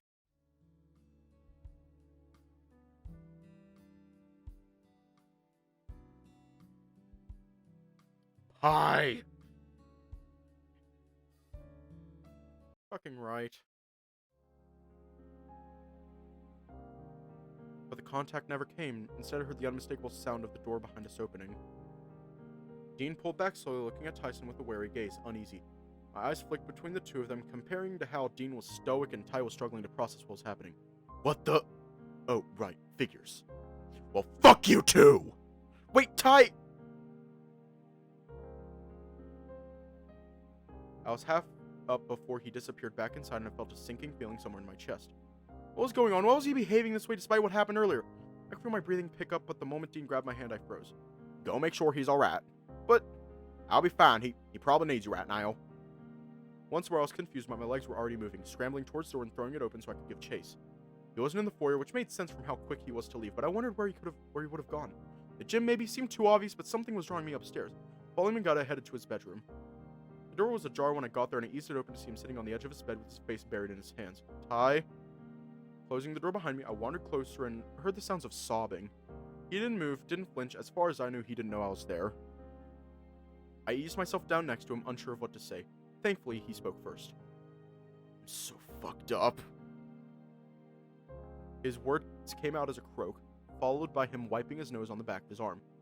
He was trying hard not to look at me, but once or twice I saw him look over, only to dip his gaze away soon after. What do you mean? I could see the snarl before it started, but the moment I leaned back, he grabbed fistfuls of his own fur and struggled as he tugged. All the shit I said before! Oh, yeah, okay. And here I go and fucking ruin your date or whatever. Why the hell did you come up here anyway? I don't know. Fuck, just thinking about you two like that and blocking in on that. He trailed off there, replacing the words with a growl.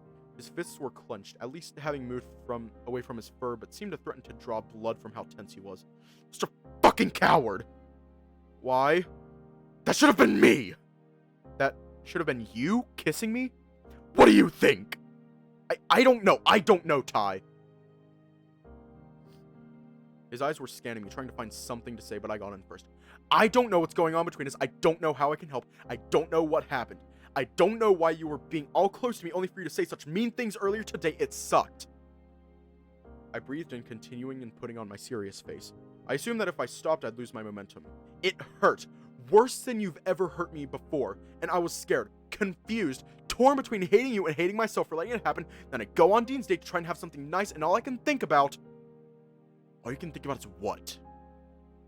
Whether or not you hate me. He grabbed me quickly by the collar, his eyes wide and fiery, and the corners of his mouth turned up to bare teeth.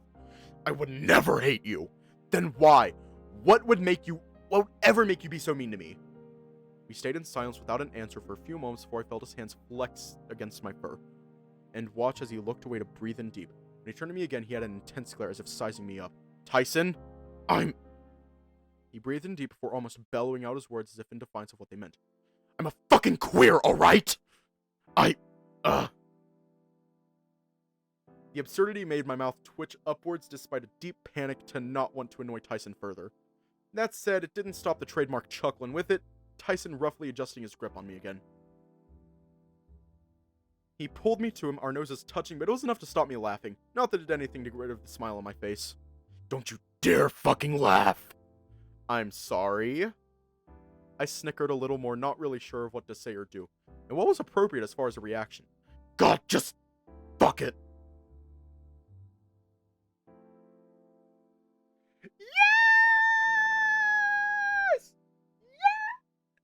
Yes! Yes! Fuck it. Let me just...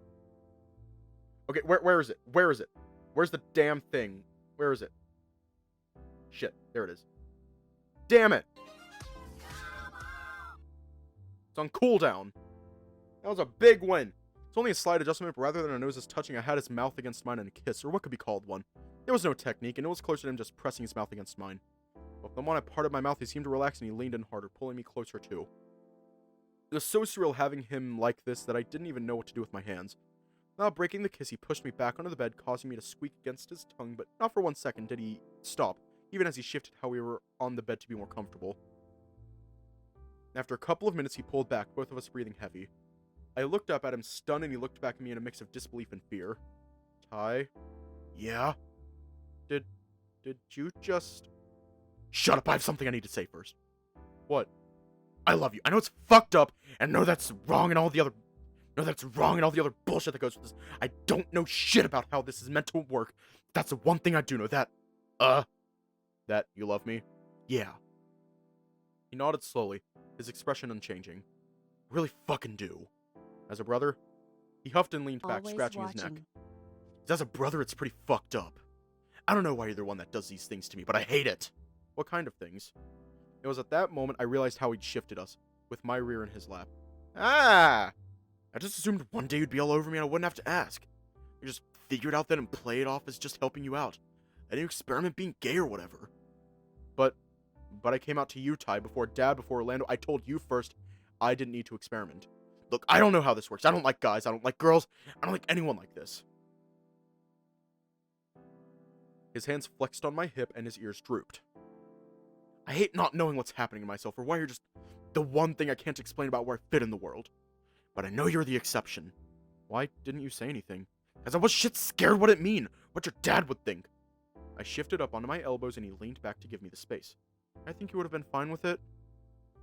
Look, I'm sorry. I fucked up your night, and I'm a piece of shit for saying that stuff earlier, but now you know. I don't think I'll properly know until I've had time to, process it. He nodded slowly and sighed, looking off to the side. But Ty? He looked at me, confused and curious. I had no idea what was going through my head, but I know I had a choice to make. What? There wasn't a choice here. I reached out to his chest, running my hands through the fur around his neck, and looked him in the eye. I love you too. Really? Even after... There was a hint of disbelief in his voice, even at a whisper, but I nodded to him. A few more moments passed before he kissed me again, building to that same intensity of when he kissed me the first time. There was enough of a pause to remove my shirt, then his. That was it before it became very clear where this was going, and we were getting there fast.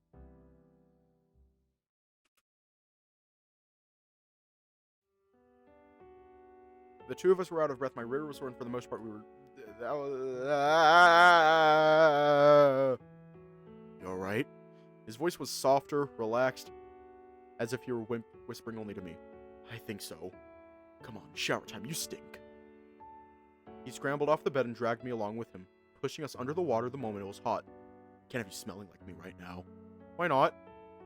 He just looked at me from over my shoulder, and I could feel him riding up under my tail, getting excited all over again. Can't say shit like that to me, it'll get me going again. Did you want to go again? Fuck yes I do, but what? Tell me again, Dave, I want to hear you say it. This isn't just some fucked up dream I'm having. What? That I love you?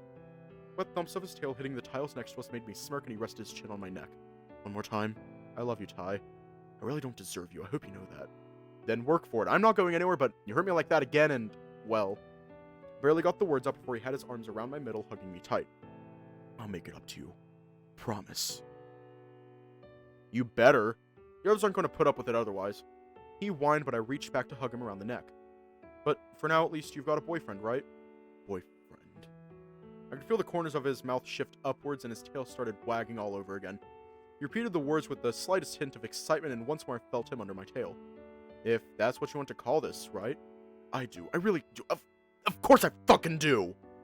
Well, let's get clean so I don't smell of you, so at the very least I can go fill Dean in on what happened. The wagging stopped. Right. Shit. I assume that's why you didn't want me smelling like you. Mostly just need to get used to not having to hide this sort of stuff. You're mine now, right? So, you would have been fine with me going to talk to Dean like that? Probably not a good idea, but God, when we're alone again, your ass is mine. I stepped out of the bathroom refreshed while Tyson finished drying off. Ty, I'm going to go find Dean and explain, okay? Yeah, okay. He approached me slowly, placing his hands on my shoulders. Come back soon. What, afraid I'll be gone for too long? No. Oh, fuck, my voice cracked. My voice cracked. No. Fuck. No. Fuck. No. There we go. Finally. Aw, Tyson, you're gonna make me think you're a hopeless puppy at this rate. I ruffled the fur around his neck and he just stared at me unimpressed. I expected him to quip back with something, but it never came. I won't be long. Good. I'll be waiting. As I came downstairs, I could already hear the yelling. It seemed to be a pattern that yelling happened right after a lull in activity, but I followed it all the same. And another thing!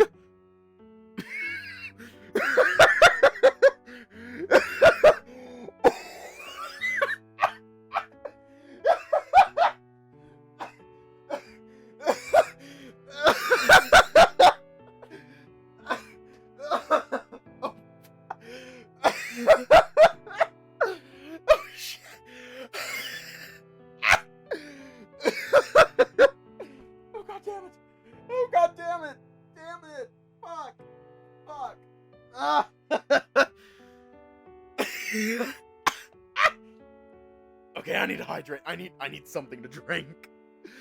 That caught me off guard. Holy fuck, that caught me off guard. It's time to drink water. It's time to drink water. Okay. It's time to drink water. It's time to drink water. I gotta reread that shit. 'Cause that shit caught me off guard. The body has been discovered. Okay. And another thing! Orlando had one of his fingers directly against Dean's chest, knife in his other hand. Oh fuck. He stopped when he looked over at me before turning back to Dean. Saved by the hyena. Am I interrupting something? Just giving Dean a piece of my mind in regards to our mutual friend. Had any way of contacting him or something, I would have done so to apologize. Maybe he doesn't want an apology. How do you know? You get a feeling for these sorts of things. When he never told you my name? Well, no. Orlando shrank slightly and Dean turned to me, looking me over. You had a shower, I'm guessing things went well? Not to mention you were gone for a while. Sorry, things sorta happened. But you're all good now? I think so. Things are good. And I'm glad. Sorry that it didn't work out, but for what it's worth, if you're happy, then I am too. What didn't work out? The date. Yeah. Turns out it just wasn't meant to be. Was it something with the food? No, nothing like that. Just, where's Tyson? What do you mean, where's Tyson? Upstairs. Waiting. Waiting, huh? Waiting for what? I'll tell you tomorrow, but could I borrow Dean for a moment? I guess so. But before I forget, thanks a bunch for tonight, Orlando. I had fun and the food was great. Oh, you're very welcome. Just, don't forget to fill me in on what's going on. Dean ushered me into the dining room and closed the door behind him. Well, I want to apologize again. You've got nothing to apologize for. Well, I wanted to apologize. Things are complicated, but I'm slowly figuring it out. As your friend, take all the time you need. I'm happy for you, really. Dean glanced back at the door quickly. Maybe give me a few days to recover, though. Disappointment and all that. Sorry. Don't be. Just do me a favor. What? Treats are wrong. Just let me know, alright? I'll sort them out. Okay, I promise. Maybe I'll show him a couple things, too, depending on what happens. I think we could find something that we both like that isn't cartoons anyway. I think you'd like that. Now go on, you have a wolf to get back to. I nodded, and with a wave he sent me on my way, turning around to head back into the kitchen, presumably to where Orlando still was. As for me, I headed back upstairs to where Tyson was. I got back to Tyson's room and looked around. When I closed the door behind me, I was grabbed and pinned against the door in another kiss, just as clumsy as the first one. You're back. Told you I wouldn't be gone long. You coming to bed now? Did you want to call it this early, or? He stepped forward and started to grind against me shamelessly. What he wanted was clear as anything. I chuckled nervously, finding it having a similar effect on me from the prospect of it, momentarily forgetting the tenderness in my behind from earlier. You don't want to go to sleep at all, do you? Nope. He had his hands on me again, touching me without restraint.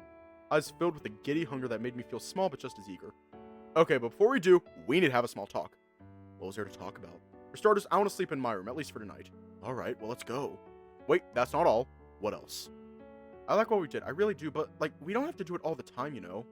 But it felt great. At least doing it with you felt great, you know? Right, but we can still just cuddle, we can talk about things, just now we can also do that other stuff, right? He seemed to think it over as he reached out for my face. You sure? If I didn't have to go check back up on Dean, I probably would have said yes in the shower. Ugh, stop teasing me! Not your fault you've been stopping yourself from being a horn dog. You are, but I like it.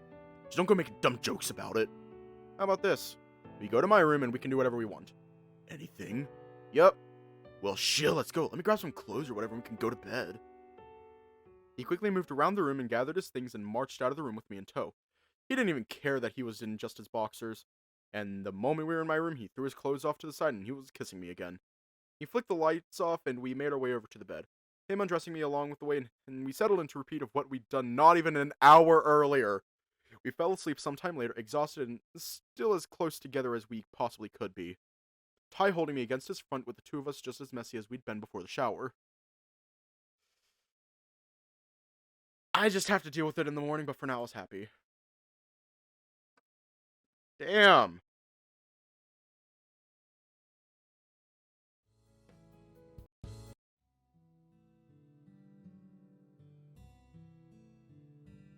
I was still on my side with Tyson right up behind me, holding me tight.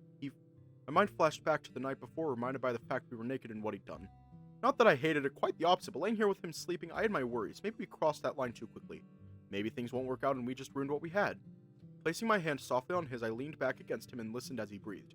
He was level, relaxed, and I closed my eyes to try and get some more sleep. Hey, you awake? Yeah, I was probably going to get up soon, though. He growled playfully next to my ear, the arm around my chest tightening a little. Nah, it won't even be the longest. That ship belongs to Soul Creek.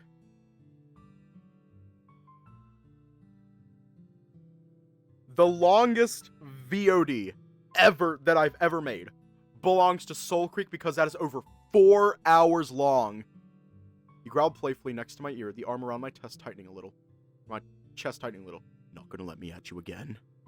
Maybe later, Ty, I'm not feeling it. He was shocked with the answer and pulled back. Took that opportunity to sit up and then put on some pants. Needed to clear my head and left the room soon after. I was barely dressed, but I needed to get away from him for just a second. I loved him in the best of ways, but part of me was scared of that fact. Not that anything to compare against, but the sex was great too. Hey.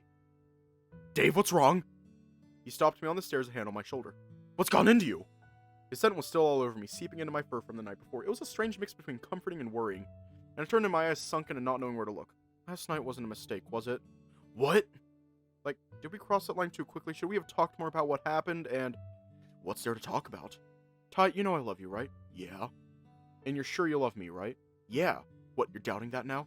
It's not that, I'm worried, right? Worried that I'm getting my wires crossed, is all. Worried that I'm enjoying something for the wrong reasons and that something's going to dawn on me one day and I'm just... Gesturing loosely in the air, I sat down on the stairs. Moments later, Tyson was next to me with his hands loosely in his lap. What's wrong about it? When I tried to save you the first time, you punched me in the nose, and when I begged you not to go, you wanted me to have sex with you. I saw him looking around quickly in a panic, but he didn't say anything, so I continued. When it was happening, I was so focused on doing anything to keep you alive and safe, so focused that at the time I didn't really register what was happening. But now that we've done it, what if I just let you call the shots like that? I don't understand. I thought that didn't we... It was a really bad thing, Ty. So I'm just worried that now we're together that things like that might just happen again. Not even on purpose, but I'm worried that I'm putting too much trust in you, maybe. Just a little. Well, that hurts. I'm sorry, but I just can't ignore something like that, Ty. So, that's it? You want out? No, Ty, I don't want out. I just want some reassurance that I'm not going to be raped for trying to do right by you.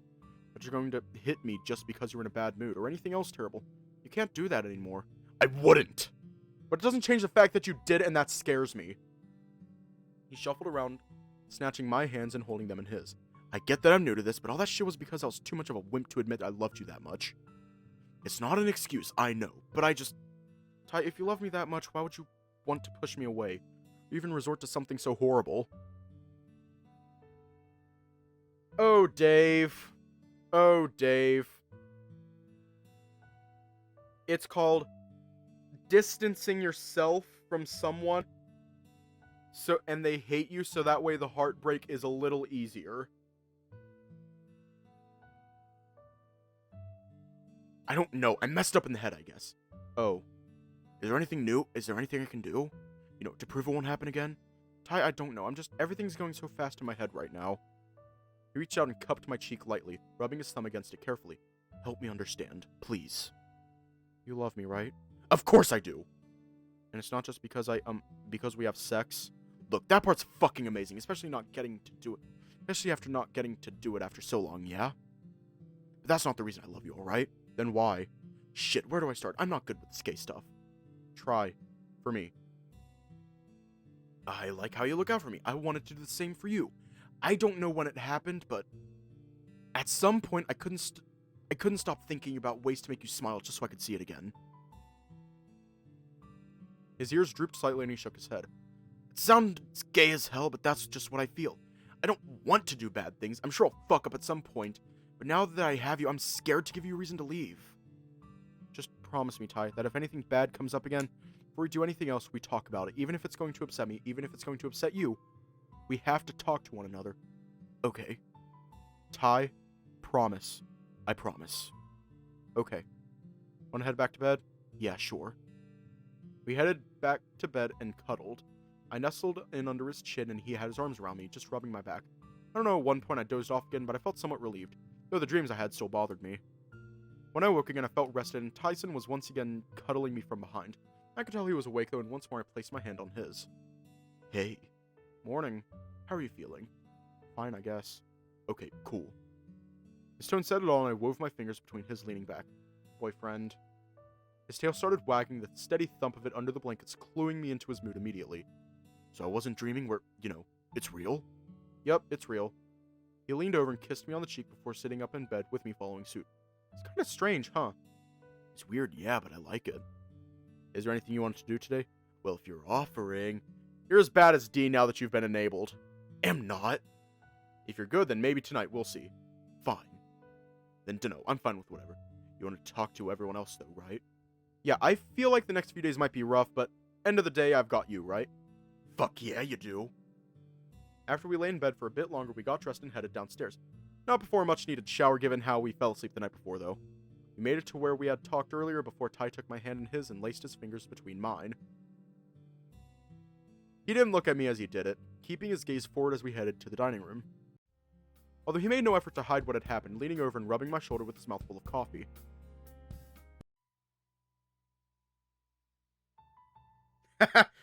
The Yeen's denominator is the common denominator. Ha-ha! Math joke.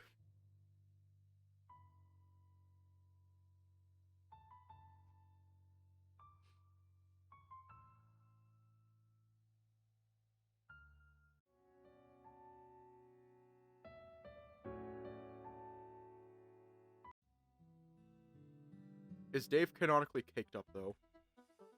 Oh god, that just reminded me something. This was a few months ago, actually. Me and some friends were hanging out. And, one of my friends, not Star, it was a few days after we were on a video call, and she just said, and she was talking, she complimented my ass.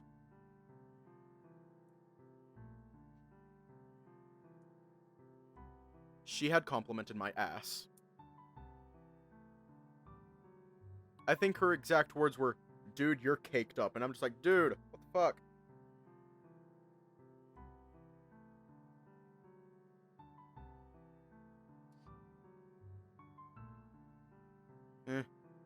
Ty reached out for me and I shuffled so I was closer. He put an arm around me and then pressed his nose into my head with his other hand still on Haas's shoulder. So, I get what's going on between you two, so when are you gonna tell everyone else? You knew already? I had a good idea just from that alone. From what? You nuzzling Dave like that, plus you're way more relaxed with him here with us. Than what I would have assumed otherwise. So sue me. Go on, tell me about your boyfriend. Ty grumbled and his grip on me tightened, but I could tell that he was starting to blush based on how his color was shifting ever so slightly in his ears. You know everything about him already. Mostly anyway. You've told him about me? Yeah, why not? So Tyson finally asked you out. Sort of. You're not going to make this weird, are you, Top Cat? Not unless you tell your boyfriend you love him. Dude! You don't have to, Ty, it's fine. Of course I love him. If I'd asked you this a few days ago, you would have taken half an hour to admit that. Yeah, well, things change. Next you're gonna go kissing him in front of me as if you have absolutely zero issues with that. Again, Ty's grip on me tightened as he seemed to think it over. That's not up to me. I think it is, if a little bit, right? I'm not going to force it, but I am very much digging this reaction you're having. Fuck. Oh, Orlando. Oh, Durg.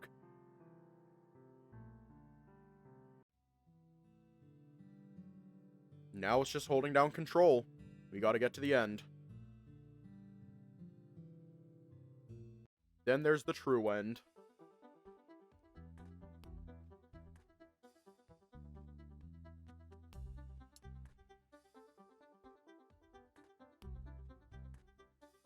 Ayo? Yeah, the day's almost over. Or the stream is, I don't fucking know. But we're finishing everything tonight.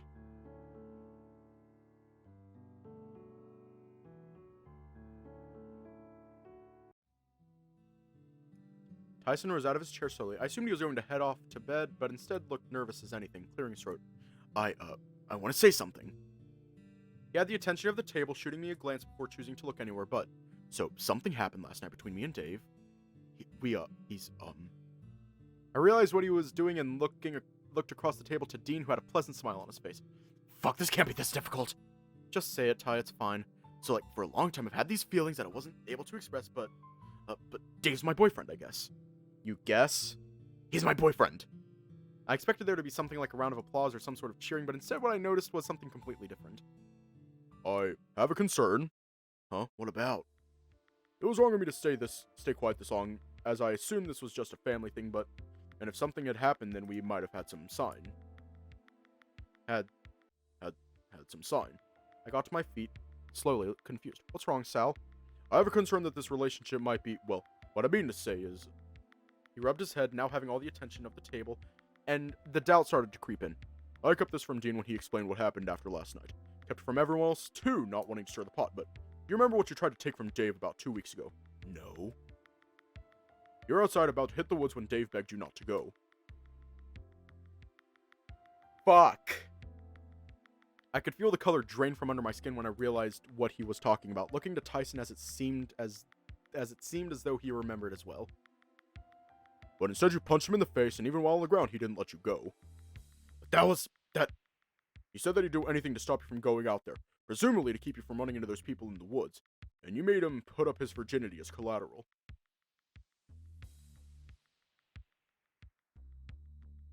The room was silent. Expressions around the table were mixed between mortified and outraged, with Tyson looking petrified.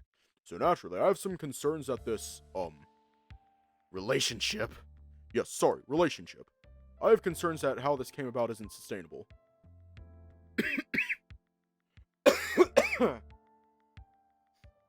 Hold on! Tyson almost flinched as Orlando slammed the table, looking at the smoke rising from his nostrils. You did what? Orlando, please calm down. No, I want to hear from his mouth what he did. Dave did really ask that of you. But nothing happened, I promise. I did, yeah, if you wanted me to come back inside, I wanted to, He was midway through his sentence as Orlando started marching towards him and in one motion, slammed his fist into Tyson's nose, topping him over. You literal piece of shit! You mean figurative. Shut up, Sal! Oh, shit. Youch! He looked down at Tyson, still reeling from the blow, and I was frozen in place. Combination of fear and uncertainty making me want to make sure he was okay. Hand on my chest further kept me in place as Orlando talked down at Tyson, but I could feel the heat of his breath even this close. I can't believe I was once scared of you! Orlando, that's enough, leave him alone. And to think even after all that, Dave loved you enough to be your boyfriend? This has to be some thick joke! I hadn't seen Sal move, but he was next to Orlando quick, grabbing him by a horn, and forcibly yanking him away, making him trip by accidentally kicking his ankle. That's enough! Sal, let me at him! It's their relationship, let them figure it out. Make sure he's okay, Dave. Tyson was dazed but okay, clinging to me, and he was only barely bleeding from his nose. I helped him up and put him back in his chair, but he didn't seem to have anything to say after that. Orlando, apologize. You can't make me! Stop being a child. For what it's worth, I'm sorry for bringing it up here, but it's a legitimate concern, Dave. I made that call because Tyson means more to me than anyone else in the world. I'm sorry, but it's true. At the time, it was as a brother mixed with some strange other feeling I couldn't place, but I couldn't let him die. Let me scoot in. I understand. I'm not saying it's right or wrong, But what I can say is that nothing happened, we just talked. You understand why there is some concern about what happened where you are now, though, yes? Yeah, I get it. I'm honestly happy for you, but I don't want a friend being taken advantage of. I know I'm not the best at relationships, but I do know I love Tyson. I've raised this with him, but nope, no buts. I fucked up. I could gut you for what you even thought about doing! Then you'd also want to probably do the same to Dean, unless holding a double standard is fine. How? If you're going to judge people just for being sexually interested in Dave, Tyson is hardly the only one. Dean is a gentleman, or wasn't Tyson after Dave's dad died?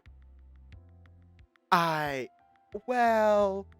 Again, I apologize for raising this here in such a public space, but it's a legitimate concern. Again, I don't want one of my friends taken advantage of or abused. I wouldn't. Maybe so, but that wasn't so clear at the time, was it? Ty was terrified, and I could tell just from how he was shaking. Maybe it was a threat of being hit again, or maybe it was something closer related to me. I'm going to speak for everyone at the table and say that if you ever, and I mean ever, put a hand firmly on Tyson's shoulder, gripping tight. If you ever try and pull something like that again, I'm not holding Orlando back next time, or anyone else that might want to pay you back for hurting their friend. I placed a hand over Sal's and he backed off, my hand replacing his on Tyson's shoulder.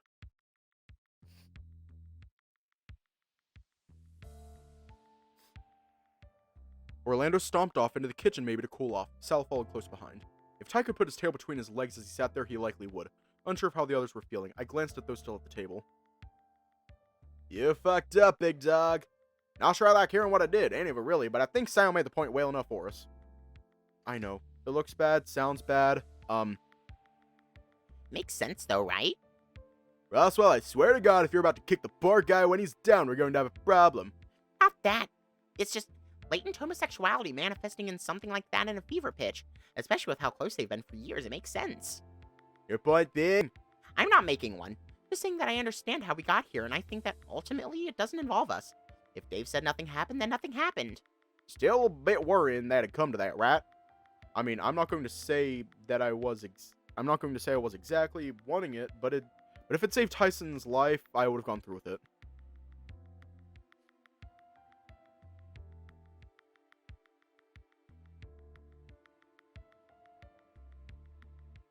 Stop a bit for the ad.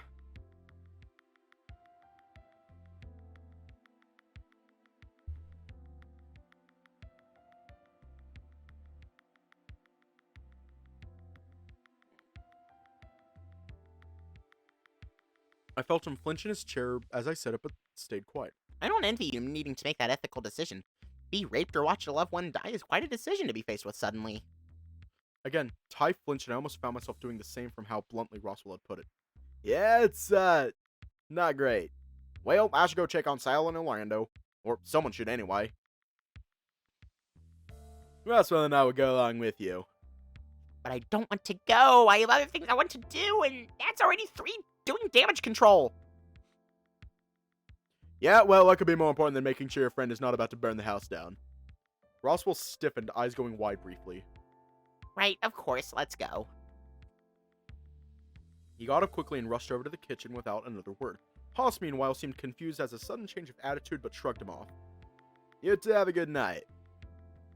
Dean and Haas followed Roswell soon after, and I heard Orlando groan loudly from the other two the moment they walked through the door. Quietly, I took Ty by the hand and he let me help him up.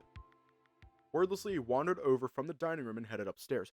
Wasn't sure whose room to go to at first, but I settled on his being the first one I came across. I closed the door behind us and rubbed my thumb over the back of Tyson's hand. Should we talk about what had just happened? He shrugged, slipping his hand from my grip. I just wanted to let people know that we're, boyfriends? Yeah. Sal having been there when, well, can we not bring that up? Is there anything I can say or do to help? Dude, I don't know. I love you. I love you too. Did that help? He shrugged, scratching his neck. You know what's kind of fucked? No. That I considered just letting you take it out on me. Do what I was going to do to you, but to me or whatever. I don't think that'd help all that much. Plus, I don't think I'd feel right doing that. I could see how flat Tyson had his tail against his rear. Not liking the idea all that much either. You think if I just said something sooner, things would be less fucked? Think if you said something sooner, we'd both be more fucked? I chuckled, nudging him playfully to try and get a reaction. Because, I know. Because we'd be having sex already. Dave, I get it. Oh, good. But you're right. If I just said something sooner, then we probably would have had a bit of fun, for sure. And is that so bad? No point really thinking about it. Was too chicken shit to say anything before. If you could go back and change that, would you? What do you mean? Things worked out, right? So if you could start all this sooner. Good luck getting that out of me. What if I told you that I loved you? Yeah, like that worked well last time. Probably would just push you away. Oh. Look, I don't know what we're meant to do. You're not going to say we should call it off, are you? Fuck no, you're mine. Okay, that should also probably change. Huh? You're mine too, but you shouldn't say it so, possessively. Why Loken says it? I don't get it. What I mean is, I don't want you thinking I belong to you. His confusion didn't seem to leave his face and I took him by the hand towards the bed. What would you say if I just said to people that you belong to me? I don't see a problem with it. Really? We're in this together, right? You're my boyfriend, I'm your boyfriend, that's all I'm saying. I guess so long as that's all you mean by it, it's fine. You think I was going to collar you or something? If either of us are going to be wearing a collar, it'd be you. He sat down and I followed suit next to him. A whole day earlier, we were just like this, having a serious conversation, and then he kissed me. A moment that changed what we were to each other. I don't regret what happened. I don't regret where we are now.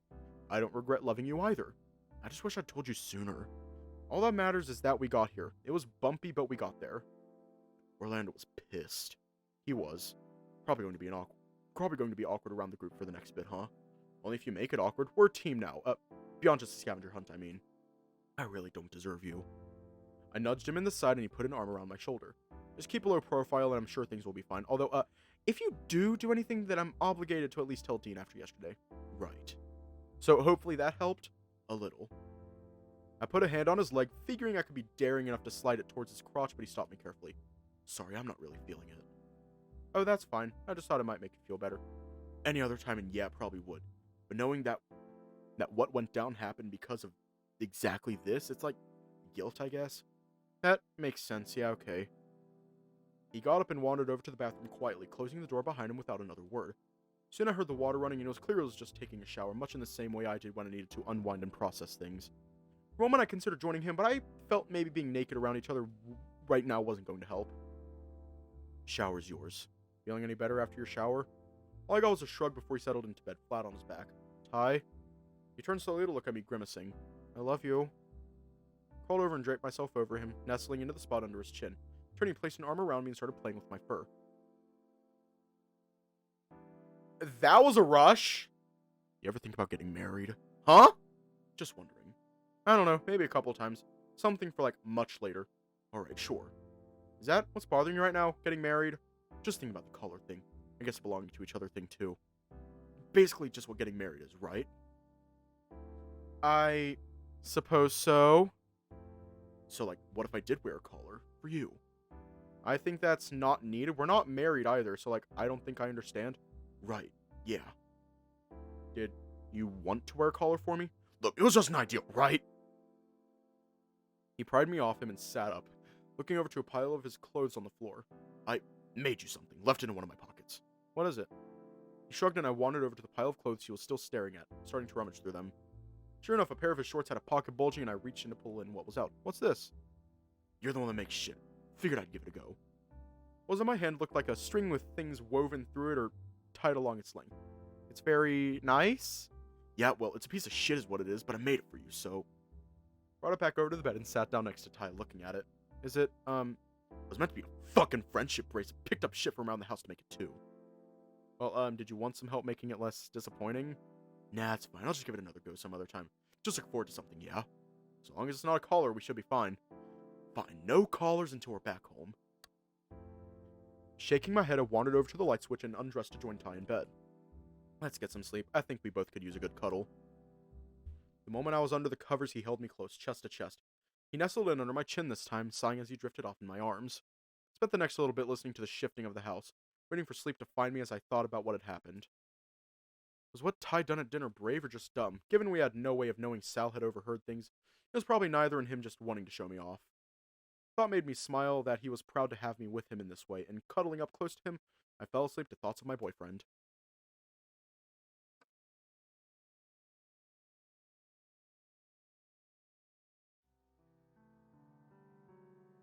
Oh, hi, David. They were roommates. I had my arms around Tyson, who was still asleep, but unlike how we fell asleep, I found myself to be the big spoon in how we were cuddling. Not that I minded, but I was a little worried about moving so quickly lest I wake him up. It's alright, I'm awake. Wasn't sure that it hurt him at first, but when he yawned and shifted, I lifted my arms so we could move. Couldn't sleep. More like slept enough. Mostly just hungry now, I think. Sure. What about you? If I'm being honest, I'm still bushed. Plus, after last night, I don't know. Kinda just want to hang out here for a bit. You're skipping breakfast? No, just trying to lay low, that's all. Did you want me to bring you anything? Coffee, breakfast? Nah, it's fine. I'm just gonna nap a little more and then I'll get up. I leaned forward and kissed him on the side of his muzzle while he was still processing what I'd done. And while he was still processing what I'd done, it set up to stretch. If you're going to hang here, I'm gonna go get food and then look into something. Join me later? You're not going to go finding trouble, are you? No? Good. I looked from Roswell to Tyson, who seemed to be sharing a look with one another. Was he giving him an out after what happened at dinner? Either way, Ty kept quiet and his head down soon after.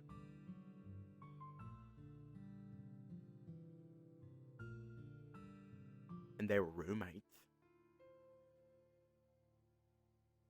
We're almost there, Amethyst. We're almost there. Just a bit more.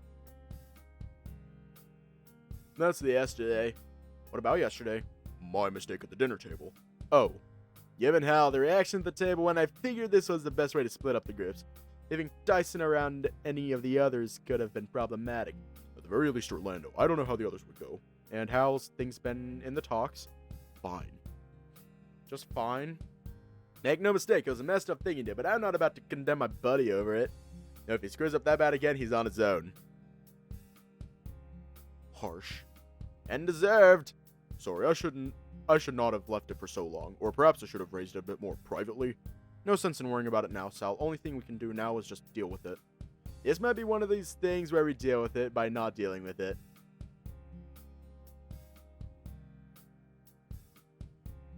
Keep in mind, Amethyst, after we finish Tyson's route, we still got the true end.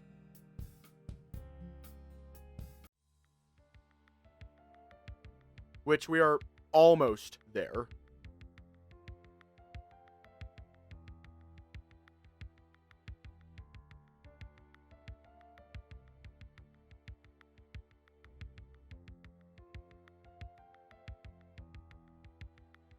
That's why we're doing it all tonight.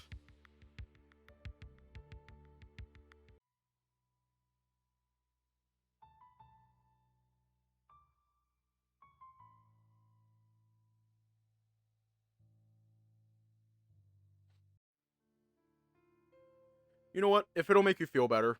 If it'll make you feel better. Here. If it'll make you feel better.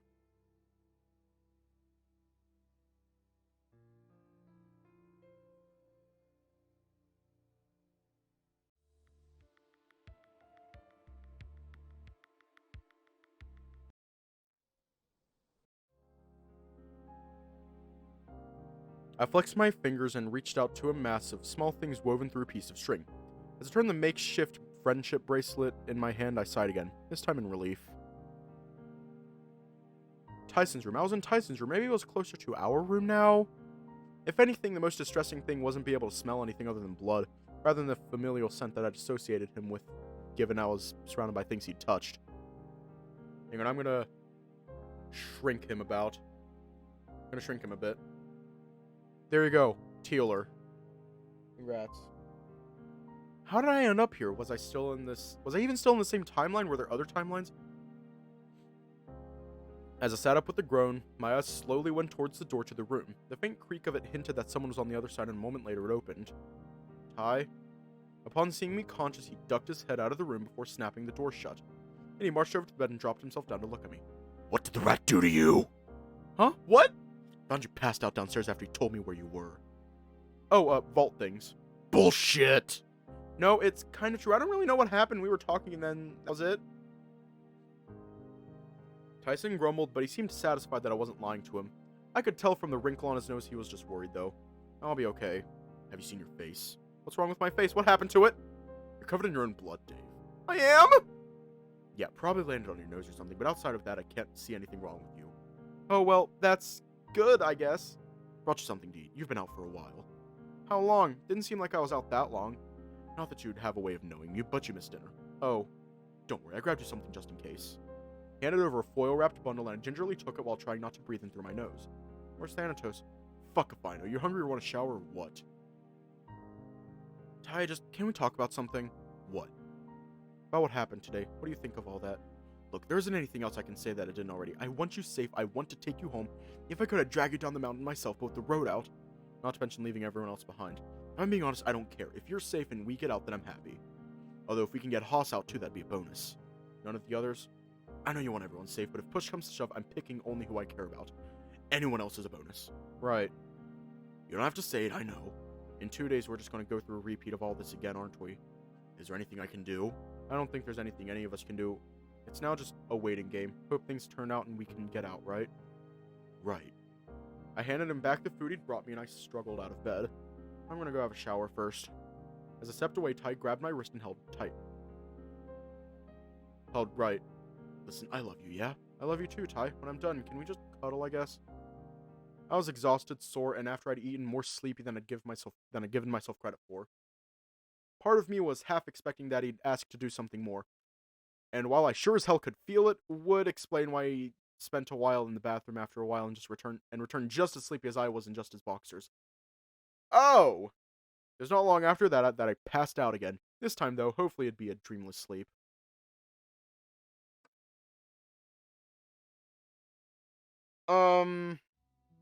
Tyson was sprawled out on his back, leg twitching every now and again. He seemed to be having a nice dream with a slight smile on his face. Ty? Saw his face scrunch up briefly as I whispered his name a second time, but soon enough he had that gentle smile on his face again, hinting that he was still asleep. Seeing him smile brought one to my face too. Even with things going on, he was able to smile. To find something to be happy about, even in his dreams, I wondered what he was dreaming about, but I was sure I would find out later. As I got dressed, I looked out the window. Part of me wondered if I was going to catch a Dom or even Jack sneaking up to the house the longer I stared. But it was just green, no pale white or ashy gray lingering out of place. I looked over to Tyson, who had sprawled out further across the bed, and I wandered over to lightly kiss the side of his muzzle. Dave? He reached out for me sleepily and was happily placing his hand on my face. Not that he said anything more than that, his hand fell away near immediately and he resumed snoring. I left Tyson there to sleep, not wanting to bother him if he was finding some happiness with everything going on. From what I could see, Dean was outside near the back door with a mug of coffee. I would have said hello, but the prospect of coffee was too strong. Oh, hi, Toes.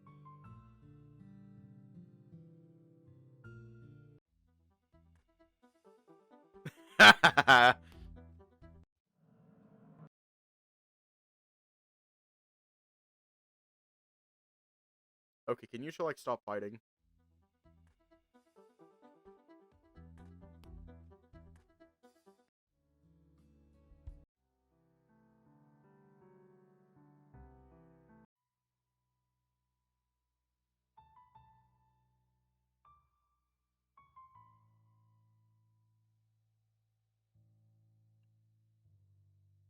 He put his arm around me, looking around briefly to see if anyone else was around. Got the faintest smirk across his face before he continued. Could be fun, on the beach. It was a snicker that followed that really clued me in on where his mind was at, and I couldn't help but follow suit, if only a little.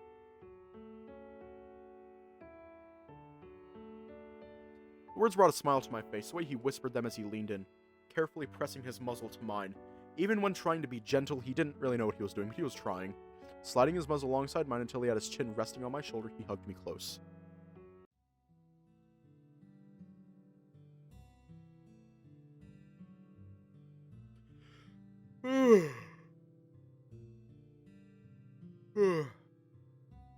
Fuck.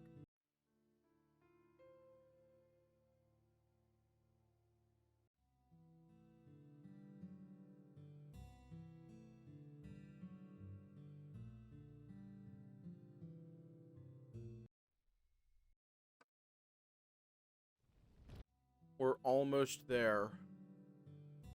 Just a little bit longer. I am fucking tired. Oh, we should have split this up into multiple parts. We should have.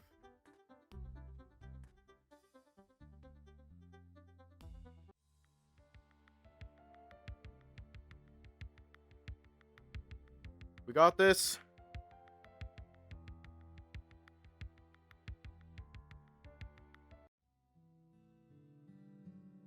No, we gotta do it tonight.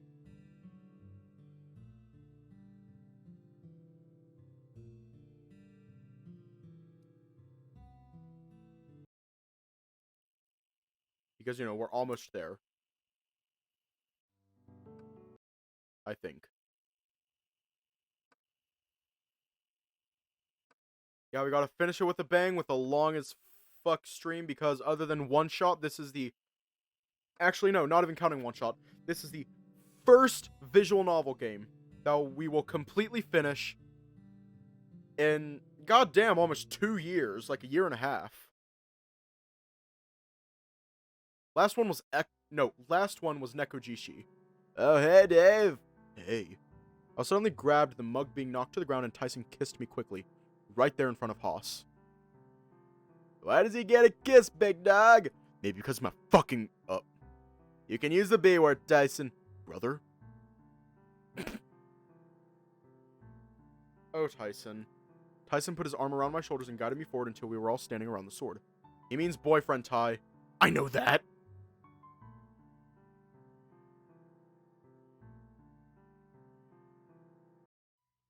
Oh, shit. The real toes. Thanatos' real toes. The real toes.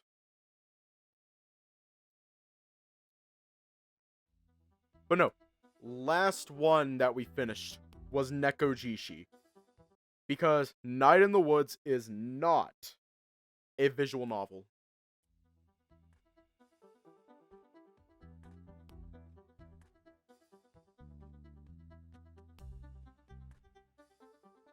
Don't forget Echo and Ad Astra.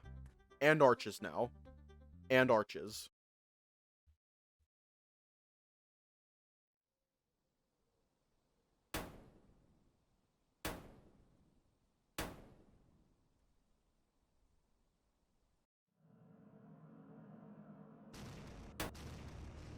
And I guess now 2 routes in Sileo. But we won't get to see the end of it. I peeked into my bedroom and saw that he was dozing quietly, and I wandered over to check his wounds. Haas had done a good enough job using his shirt as bandages, but he needed something more substantial. I grabbed a small snack and sat beside Tyson as he slept. I changed his bandages with a little help from Sal, but for the most part I just wanted him to wake up. It was a miracle that he only came away with injuries rather than died, but deep down I worried that things were going to get worse, up until he nuzzled lightly into the top of my head, though. We lay like that for what seemed like hours. I could tell he wasn't asleep, but he wasn't doing anything other than laying there quietly with me.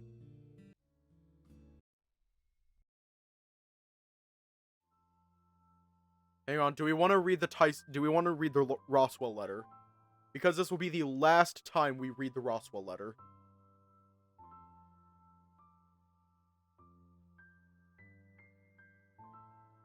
This is the last time we will ever read the Roswell letter. Yeah. Dave, if you're reading this and our vacation is about to be over, in the best way possible too, I wrote this in hopes that when we come back from the watermill that we'd all have survived. That we'd be able to go home and one day put all of this behind us. But things are never that simple, are they? There's always something that gets overlooked or someone that gets overlooked and lost along the way. If you're reading this, then either you came back to the mansion without me or I gave you this letter. For what it's worth, I hope that I'm the one that was able to give it to you.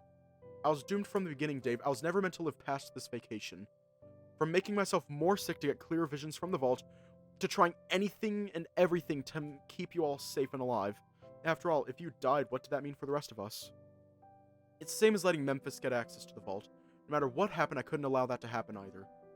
All that ever mattered was to give you as much time as I possibly could, and hopefully, you'd outlive your friend who was doomed to die all those years ago. But I'm not sad about it. Even if I may die soon, know that I'll do so happy. I have no regrets about what I did, and if I have to do it all over again, I would. Not because of some grand ideal like love, or because I was deluded enough to think I'd be able to save the world, but because it was right. In whatever warped way right here means anyway. My choices were between doing nothing and watching you all die, or choosing one person to take the fall and save the rest. Even if that person to die was me, then so be it. You just had to remember that so that everything afterwards would be fine. Or at least that's what Thanatos told me. I wish I never had to make that decision, but years of nightmares and the insistence of someone that I trusted knew better convinced me otherwise. And then when I asked my uncle what was happening to me, he looked so sad and offered to help me with whatever I needed, no matter what. He offered his house, he offered everything he could to create a space where you were taken from so much danger, if only for us to throw you right back in. I'm sorry, Dave. I'm sorry for everything I put you through, for everything I did wrong, and for everything that I can't protect you from in the future. I'm sorry that this road caused you so much pain and suffering and that I wasn't able to make you understand sooner. Writing this is hard, but do you know what I'm looking forward to most, even if I'll never get to see it, or rather remember it? It's meeting you again, when we're kids. When the universe ends and everything resets after all those years, I'm looking forward to getting to meet you again. Even if it's something as simple as building a snowman, that day is incredibly special to me. What are the chances any of this is even real, or that these things even happen? Even now I'm wondering if this isn't just some cruel joke by the gods or a demon just to make us suffer for entertainment. If I'm being honest, I'm scared, Dave. Scared of what's about to happen now that we're so close to the end. Will it hurt? Will you all forget me? Am I going to see my mom again? If you do get to see her, would you tell her that I love her just in case I can't? I looked over to Tyson, leaning against a tree and watching on as I tended to Dad's grave. He shot me a small smile, though I could tell he was in pain. Do you need more medicine? I'll be fine. Yeah, but do you need more medicine right now? No, I'll be fine, thanks. You sure? Just keep talking to Dad. I'm not going anywhere. I know, but I'm just, playing it careful. Careful? What's dangerous about this place? Hey, you almost died? Right, yeah. I know that's probably more comfortable. Over there, but can you come closer if you like? In a bit. It's just gotta be careful. He lightly gestured to his front, where I knew that under his clothes he was heavily bandaged still. Yeah, I know. I noticed him looking off to the side quickly, and upon following his gaze, I saw two familiar people wandering up to us. Fuck. Hello. Oswin looked between the two of us, but his voice was held low, closer to a mumble. With him was a sister who we met properly at the funeral for Roswell. How are you two? Fine, and yourself? Injured. But recovering well, I hope. Flora, this is hardly the place. If not here, then where, Ozzy? Are you two here visiting Roswell? Among other things. Flora had something she wanted to give you. It's not money. It's not the money, is it? We didn't end up finding all the medals, so... Ozzy, you didn't go bribing them, did you? I offered incentive. Well, in any case, I suppose I should rightly hand over what I have. She dug around in her pocket briefly and offered out a medal for me to take. It was enough for Tyson to wander over carefully with a frown. What the fuck is that for? Oh, you never know. Not only was the vault door opened, what was inside was destroyed, so we don't really have a need for this anymore, do we? You might not have a need for it, no, but someone might. Meaning that she's symbolically offering it to you, Dave, or I suppose literally as well. The act itself is more important. I don't get it. The game might be over now. Who's to say it won't come in handy should you play again? I gave her a look and she just chuckled lightly. Come on, take it. What harm could it do? I took the medal from her, looking it over as she stepped back. Virgo. Interesting. Well, I hit a couple, but I still had this one and one other. Not that I have both on me now. And you thought to only bring one? It's not going to do well for our experiment to go giving everything away, is it? Oswin grumbled, shaking his head before looking from his sister to us. Well, it was nice to see you both. We should probably be moving along. But Ozzy, I had a whole talk about the symbolism ready. They don't need it. Hell, I don't need that right now. They get it. Spoil sport. Answer me something real quick. What is it, Tyson? So all this stuff, was it worth it to you? I like to think so. Though how much of that is necessary sacrifice versus hopefulness, there was a point to all of this after all. Necessary sacrifice? The idea that while things played out the way they did now, is only so things can play out better some other time, in some other go-round of this cosmic cycle. I felt myself frown at her, though she didn't seem to register my reaction. So to that end, all I can do is hope that while it's sad for us now, somewhere out there we're happier. That we still have the potential to incite change for the better. And that's enough. Oswin took his sister by the shoulders, slowly guiding her away from Dad's grave. I wish you the best of health, you two. Might be a long road to recovery, but I can say now that things, at least for a while, should be alright. Oswin? Yes. Take care of yourself. He gave me a long stare before slowly a shy smile crept onto his face. I'll try. As I wandered away, I got up and stood before Tyson, pocketing the medal. Home time? Only if you're ready to go. You're the one recovering from an injury. I don't want to keep you out too late when you'd rather be comfortable in front of the television. Well, it's not like we can get up to much else. Not for the next bit anyway. When I get the clearance, start exerting myself again, you're in trouble. Oh, really now? We shot each other a sly grin before laughing, Ty gingerly placing an arm around my shoulder as we took one last look at Dad's grave. Alright, Ty, let's go home. And so we did. Though shaky to start, As the months passed by, things started to settle, and we found a sort of happiness we could call our own, which culminated in me asking Ty to marry me. I don't think I'd seen him so emotional, though there's notably a lot more swearing whenever I tease him about it to our friends. Found a small job around the time Dean asked if I wanted to run a cafe with him. So with both of us working, each day was a cycle of waking up, working hard, and then finding comfort in each other's arms as the evening wore on. Everyone was around too, funnily enough. No one really seemed keen on moving too far away from each other after the month was up. Though I could never place why exactly. Fear, maybe, or just obligation? Sal ended up managing the local gym and seemed to be happy. Happy enough, anyway. He was constantly on my case about making sure I stopped by every now and again to get me off the sofa. Haas ended up getting real into doing something online for his job. Couldn't tell if it was playing video games or talking about anime or something, but he met his girlfriend through that. She's nice. Orlando did end up opening his bakery, though it took a while. Years, in fact, but the day it opened he was the happiest I'd ever seen him. No idea what happened with the rest of his family. It's something he chooses not to talk about. As for Oswin, I never saw him again. Never heard from him or his sister again either, as if they just disappeared entirely. I found myself occasionally sitting at home wondering if this really was the end, or if things could have played out any differently. Really, who could say? And that is it for Tyson's route. We're almost there. Hang on. Yup. Capricorn. Despite looking like a swoopy, and it's a sign of logic and tenacity. Or perhaps that's just what we impress upon it due to our dear friend Sal. Either way, this one was planted to be found by Benson just as well, too. A full set. Well done. But I'm sorry to tell you that you didn't find them all. Sure, a full set of the Zodiac would be 12 signs, but there's in fact a 13th. Ophiuchus. Its meaning is a matter of interpretation, really, though one fairly agreed upon trait is ambition. Ambition to do better, incite change, overcome great trials. Though again, it's only an interpretation. You might ask what comes next, and to that there's no good answer. Every possibility, every timeline has brought us here, to this new timeline, a prime timeline. What that timeline holds, I guess we'll just have to see.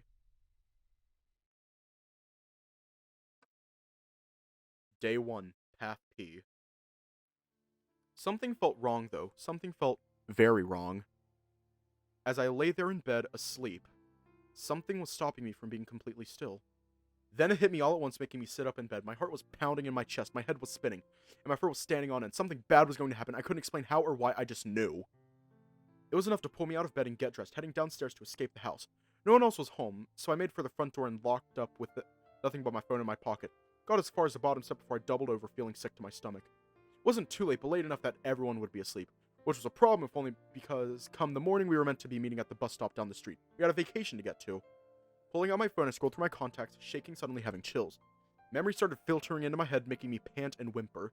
My brain felt so full, and as I closed my eyes, I pressed a contact at random, collapsing to the floor entirely. Hello? Dave? Roswell! I pushed myself up onto my elbow, squinting at the glowing screen on the floor. What's wrong? Is everything okay?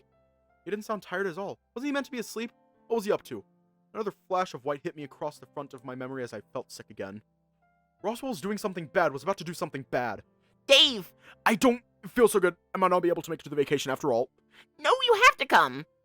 The sudden cry of desperation took me by surprise as things started to sink in. I started to remember bits and pieces about what was about to happen.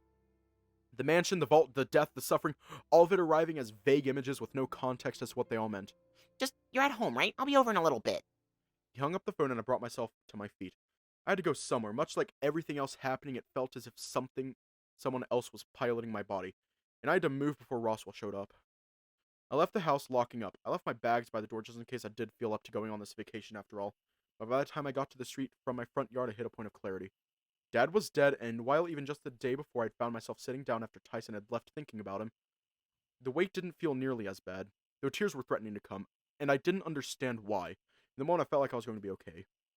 Wandering down the street, I headed for Tyson's house, jumping the fence and wandering around back to where I knew his bedroom window was.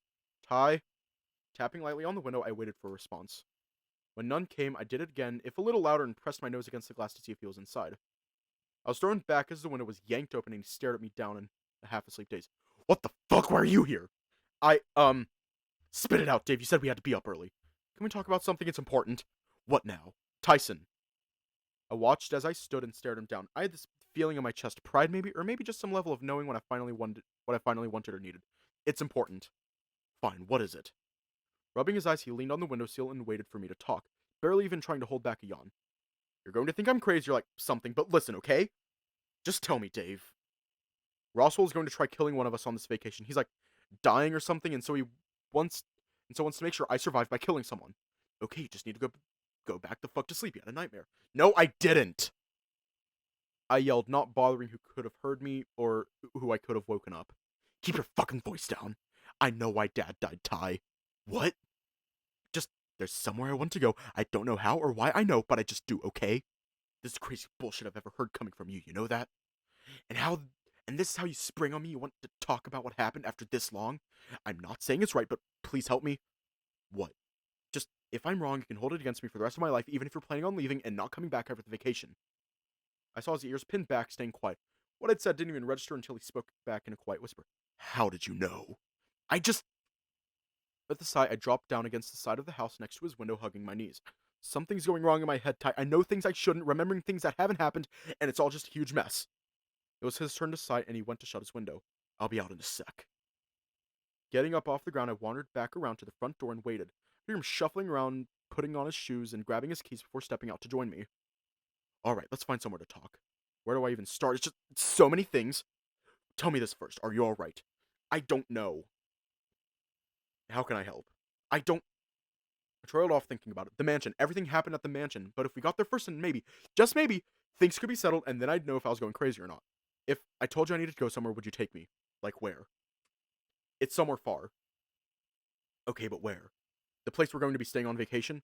Dude, what the hell? You want to go that bad? Just wait until morning. You don't have to drag me out of bed to go on a road trip before everyone else. No, we have to go now. Just, it's a feeling I have. You're fucking with me, right? I grabbed him suddenly, looking him in the eye. Dad went there right before he died, Ty. If you're not going to take me, then let me borrow the car. The hell? I'm scared, confused, upset, and this all hitting me out of nowhere. All I can tell you is that I want to puke and my head is hurting and nothing makes sense anymore, but I feel safe around you. Safer than I'd feel going alone. Alright, jeez. When did you grow a pair? I don't know. Well, get in the car then. We'll grab coffee or something on the drive. Dave? Tyson and I both turned to see Roswell standing at the end of Tyson's driveway, seemingly having run down the street to find me. What's he doing here? I called him when I left the house, accidentally maybe, but he said he was coming over. Yeah, so I can take care of him now. It'll be fine. He's with me, oinker. God, can we not do this right now? Tyson, get in the car. Roswell, also get in the car. Then I will get in the car and we'll go for a drive. I'm not driving him anywhere. And I'm not going anywhere with him. I flicked Tyson on the nose and grabbed his wrist, dragging him to the car. He shot me a sour look but got in the driver's seat without another word. Roswell wandered over carefully, getting in the back seat, and I took that as my cue to get in the front with Ty. We started driving without really knowing where we were going. We knew the directions to get us out of town and on the way to where we were headed, but I hit a point where I had to pull out my phone and look up where to go. Roswell? Yeah? Where was it that we were going on vacation? What, like the address? Tyson yanked a GPS out of his side console and tossed it over his shoulder at Roswell, his eyes locked forward with a slight scowl. Maybe just put it in there too. You expect me to just know that? Also message your uncle or Benson that we're on our way, please. What the? I looked at him through the side mirror and his eyes were open in shock. Confusion maybe, but he put in an address all the same and handing the GPS forward to me. The drive was long and quiet. We'd stopped for coffee along the way, but shy of that it was just following the GPS as it took us further out from civilization, into the mountains where the roads were lined with heavy woodland.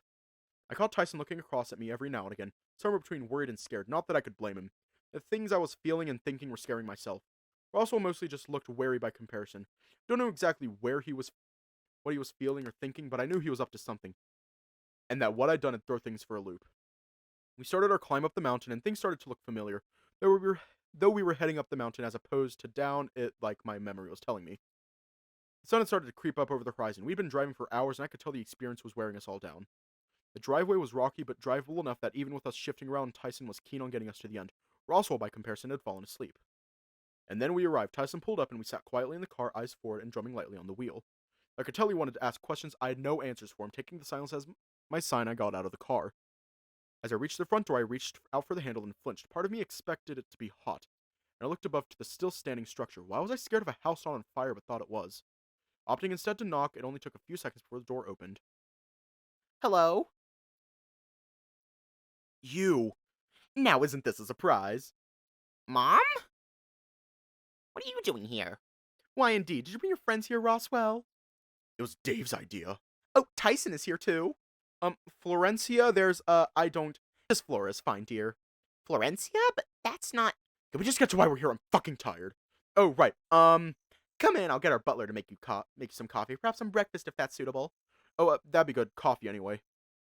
As I stepped into the foyer, I immediately found myself looking up at the hidden camera I somehow knew was up there. Knowing where it was helped in spotting it, though my attention on it didn't last long. Florencia, you really should have allowed me to answer the door. She waved him off and headed towards the kitchen with Roswell in tow for only a few steps before I spoke up. It's alright, Benson. Forgive me, but have we had the pleasure of meeting before? No, but... I looked at Tyson for help, gesturing at Benson, uncertain. Though he shrugged, not having anything else to offer in kind. Started to wander off towards the offer of coffee. But you probably met my dad? Benson looked towards Florencia, unsure of how to respond. Sorry, maybe not. I knew he talked with Oswin anyway. I see. My fur was standing on end again, and I could feel my heart begin to beat faster. There was something drowning out the voices of those in the room with me. Some high-pitched sound that I couldn't quite place the source of. I found myself wandering over to a side corridor as if possessed. Deep down I knew this was the way downstairs, and while I could hear the faint calls of someone asking me where I was going, no one made an effort to stop me. It was as dark as my memory painted it. When I turned on the light, I stumbled from having blinded myself. It wasn't anything down here in particular I was interested in, at least consciously. All the same, I was drawn to one door in particular. Dave! Tyson grabbed me suddenly by my shoulder, pulling me back. What do you think you're doing? Over there, that door, that's where we need to go. Listen to yourself, Dave, you're fucking crazy. Don't call me crazy, Tyson. I pulled myself away from him and backed up towards the room I was heading towards. Just let me do this, alright? As I stood in front of the large door, I frowned, unsure of what I was meant to do now. But I could hear Tyson immediately behind me, threatening to drag me back upstairs. You're scaring me, you know that? I'm scaring myself. I had my attention on the keypad, fingers trembling over the keys, wondering what I should be putting in. I don't know what's happening, I don't know why we're here specifically, but... The only reason I turned around was the sound of Tyson yelping, followed by him falling to the floor. He groaned for a bit before passing out. Standing behind him was a larger boar with something that looked like a gun in his hands. Who? I backed up to the door so that I was flat against it, watching as a large boar narrowed his gaze. Wait, Oswin? And who the hell are you? David Halloway. Pardon? He looked at me carefully as if the realization dawned on him and he took a step back. And what are you doing? I don't know. Oh. Ozzy, are you playing with sedatives again? What a blessing that you didn't take after father and go right for the gun. Well, he wasn't a rabbit. And what's that supposed to mean? Now all of us were in the room together, and I took the chance to rush over to Tyson to make sure he's alright. Don't mind him, dear. He can be a bit irritable in the morning. Between Oswin and Roswell, unsure who Florencia was referring to, but it seemed they didn't either. I want to know what's going on. I want to know why I wanted to come here, why I have these memories, and... Memories? Yeah, like, of being here and things that haven't happened, but it feels like they have. And you say that Roswell didn't bring you here to tell you anything. No, but... Looking across to Roswell, it almost seemed like he was scared of something. But I have this feeling about what's going to happen. About what's going to happen if we all showed up on that bus. Well, in that case, Dave, what would you like to happen now? What is it that you think is going to happen? Roswell is dying, isn't he? He is, yes.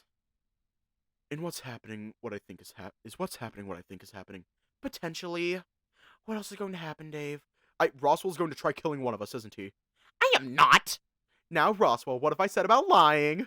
I wasn't not at first anyway. I once again blame the rabbit for this. Can you please stop blaming my husband for any inconvenience that arises before you've had your cereal? Is Tyson going to be alright? He's just sedated. It might take a while for him to awaken, but he'll be fine. And where does that leave us now? What do we do with Dave? I want to ask a question. Go for it. Not of anyone here, but of Thanatos. You know about Thanatos too? Let me go get him. No need. He was standing in the doorway, wandering closer and then hopping atop Tyson's slumped body to make up some amount of fight. You had a question? Do you remember me? What kind of question is that? And don't put on the fake voice, I know you're doing that deliberately. Do you really want to know? Yes. Fine, have it your way. Yes, I remember you, though this is the first time we're meeting like this to my recollection. Seriously? Why are you here, Junior? What brought you to me this early? I remember. You remember what exactly? A chance at saving Roswell, maybe? What? Well, that's a first. Spit it out, then. Well, it's on the other side of this door. Hold on a minute. You mean to tell me this boy just happens to know not only what's behind this door, but also remembers things that haven't happened? Morphic resonance, how exciting! If you know what's on the other side of that door, how'd you find out? Oswin told me, and I've seen it. Excuse me? Impossible. Not impossible, merely improbable. Let's cut to the chase then, Dave. You should know how this works if you remember as much as you do. What's the password? The password to open the door, the only password that ever mattered. If I can be so bold as to ask something, can we verify something before we go on any further? What is it? If this experiment has brought us here, then what are the medals? The what? That's the thing. Dave here hasn't found every last one. He's still missing one. I'm sorry, what? Sure, he's found 12, but we're missing the last one. Aren't there only 12? There's one more I have to find? Ophiuchus, not exactly a widely accepted star sign, but all the same. I'm gonna screenshot that. But that doesn't make any sense. Why am I here if I hadn't found it? What does it mean? Well, without the last medal, I feel we have an awkward situation on our hands, don't we? How do you think you could find it having come here now? I know where the Ophiuchus medal is. You do? But Dave, I have a question for you. If you can answer me this, then I'll give you its location. What's the question? Do you really think there's a chance of saving Roswell? Ozzy, you know what my views on this are. I've only ever known one child to have nightmarish visions of the future, and he's been resigned to his own death for years.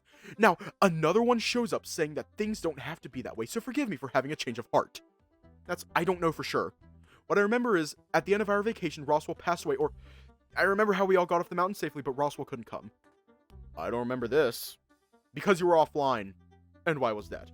You'd remember, wouldn't you? It was when we went into the woods to confront Memphis. A shiver went down my spine and I backed up a little, still keeling on the floor. I'm not crazy. No, you're not. Question is, what do we do now? Thanatos? Yes, Mother. I need you to do two things for me. First is I need you to delete your memory of today. If what I think is happening, then it's important that this is a surprise to you as much as like it is for us. And the second? I need you to, under my authority, open the door. What's a password? That's all it took, just asking him to open the door? You might think it's criminal, but Thanatos was instructed to only open the door if I gave the say-so, even with the password put in. She wandered over to the keypad and started pressing buttons in, Thanatos watching her carefully from atop Tyson. And you're sure this is the loop you wish to set in place? If I understand things correctly, then it's out of our hands now. So sleep well, Thanatos. Wait! Roswell wandered up quickly and scooped Thanatos off the floor, drawing his attention. You're just going to stop working? Well, yeah, that's about the gist of it. Guess I'll be the one dying first, after all. But that's not fair, you can't leave me! You don't have a choice, Roswell. I don't have a choice either. This is just how things are meant to be. What am I meant to do? Without you, alone, I can't... You're not alone. And I'm willing to gamble on this to hopefully see you live the full life you deserve. But... Roswell, you're going to be okay. I promise. How can you know that? Please, don't go! Thanatos looked over to Florencia, giving her a nod before turning back to Roswell. Gotta go, Roswell. But you'll always have the god of death watching over you. Alright. I'm sorry, Amethyst, but bye, Tealer. The sound brought another chill, but this time nothing had happened. I expected something bad to happen. I expected that maybe I'd end up on the floor, but I was already there. Roswell, however, dropped to the ground, Thanatos now limp in his hands. Behind me, the door groaned open as Florencia stepped away from the panel, with Oswin stepping up to the door carefully and eased the door open further. Inside it was dark, and Roswell we left cradling Thanatos while I followed Oswin inside. Florencia was behind us, if not immediately, but before us sat a glowing purple vessel, some sort of container lit from underneath. Is that... It's been so long since I've seen this. Too long. Well, what are you planning on doing about it, Ozzy? I don't know. I know how that feels. But is it what you need to help Roswell? At the end of the day, it's a gamble. So the call rests with you, Ozzy. Me? Do I have the right to make that decision? It's not like I do. Oh shit, it is! And everything has to lead to this, so if you're not willing to take that risk and gamble on it, what do you intend to do? Oswin looked tired, rubbing his eyes. But if this doesn't work, if this doesn't miraculously save him, he dies immediately. Well, it looks like this is behind a password, too. I have no idea what this one could be. I have no memory of this. But you remember seeing this? It was on the floor, smashed, so I don't know. Roswell must have done it. That clever boy. Would he know the password? We could ask him. No need. Oswin carefully started typing something into a keypad at the vessel's base. I can only hope this isn't a huge mistake. Though I must say, I truly am sorry, Dave. You are? We both are. I felt something jab me in the neck, a sudden release of air, and I was unconscious. I remember being caught before I hit the ground. Anything beyond that was a blur until I woke up later.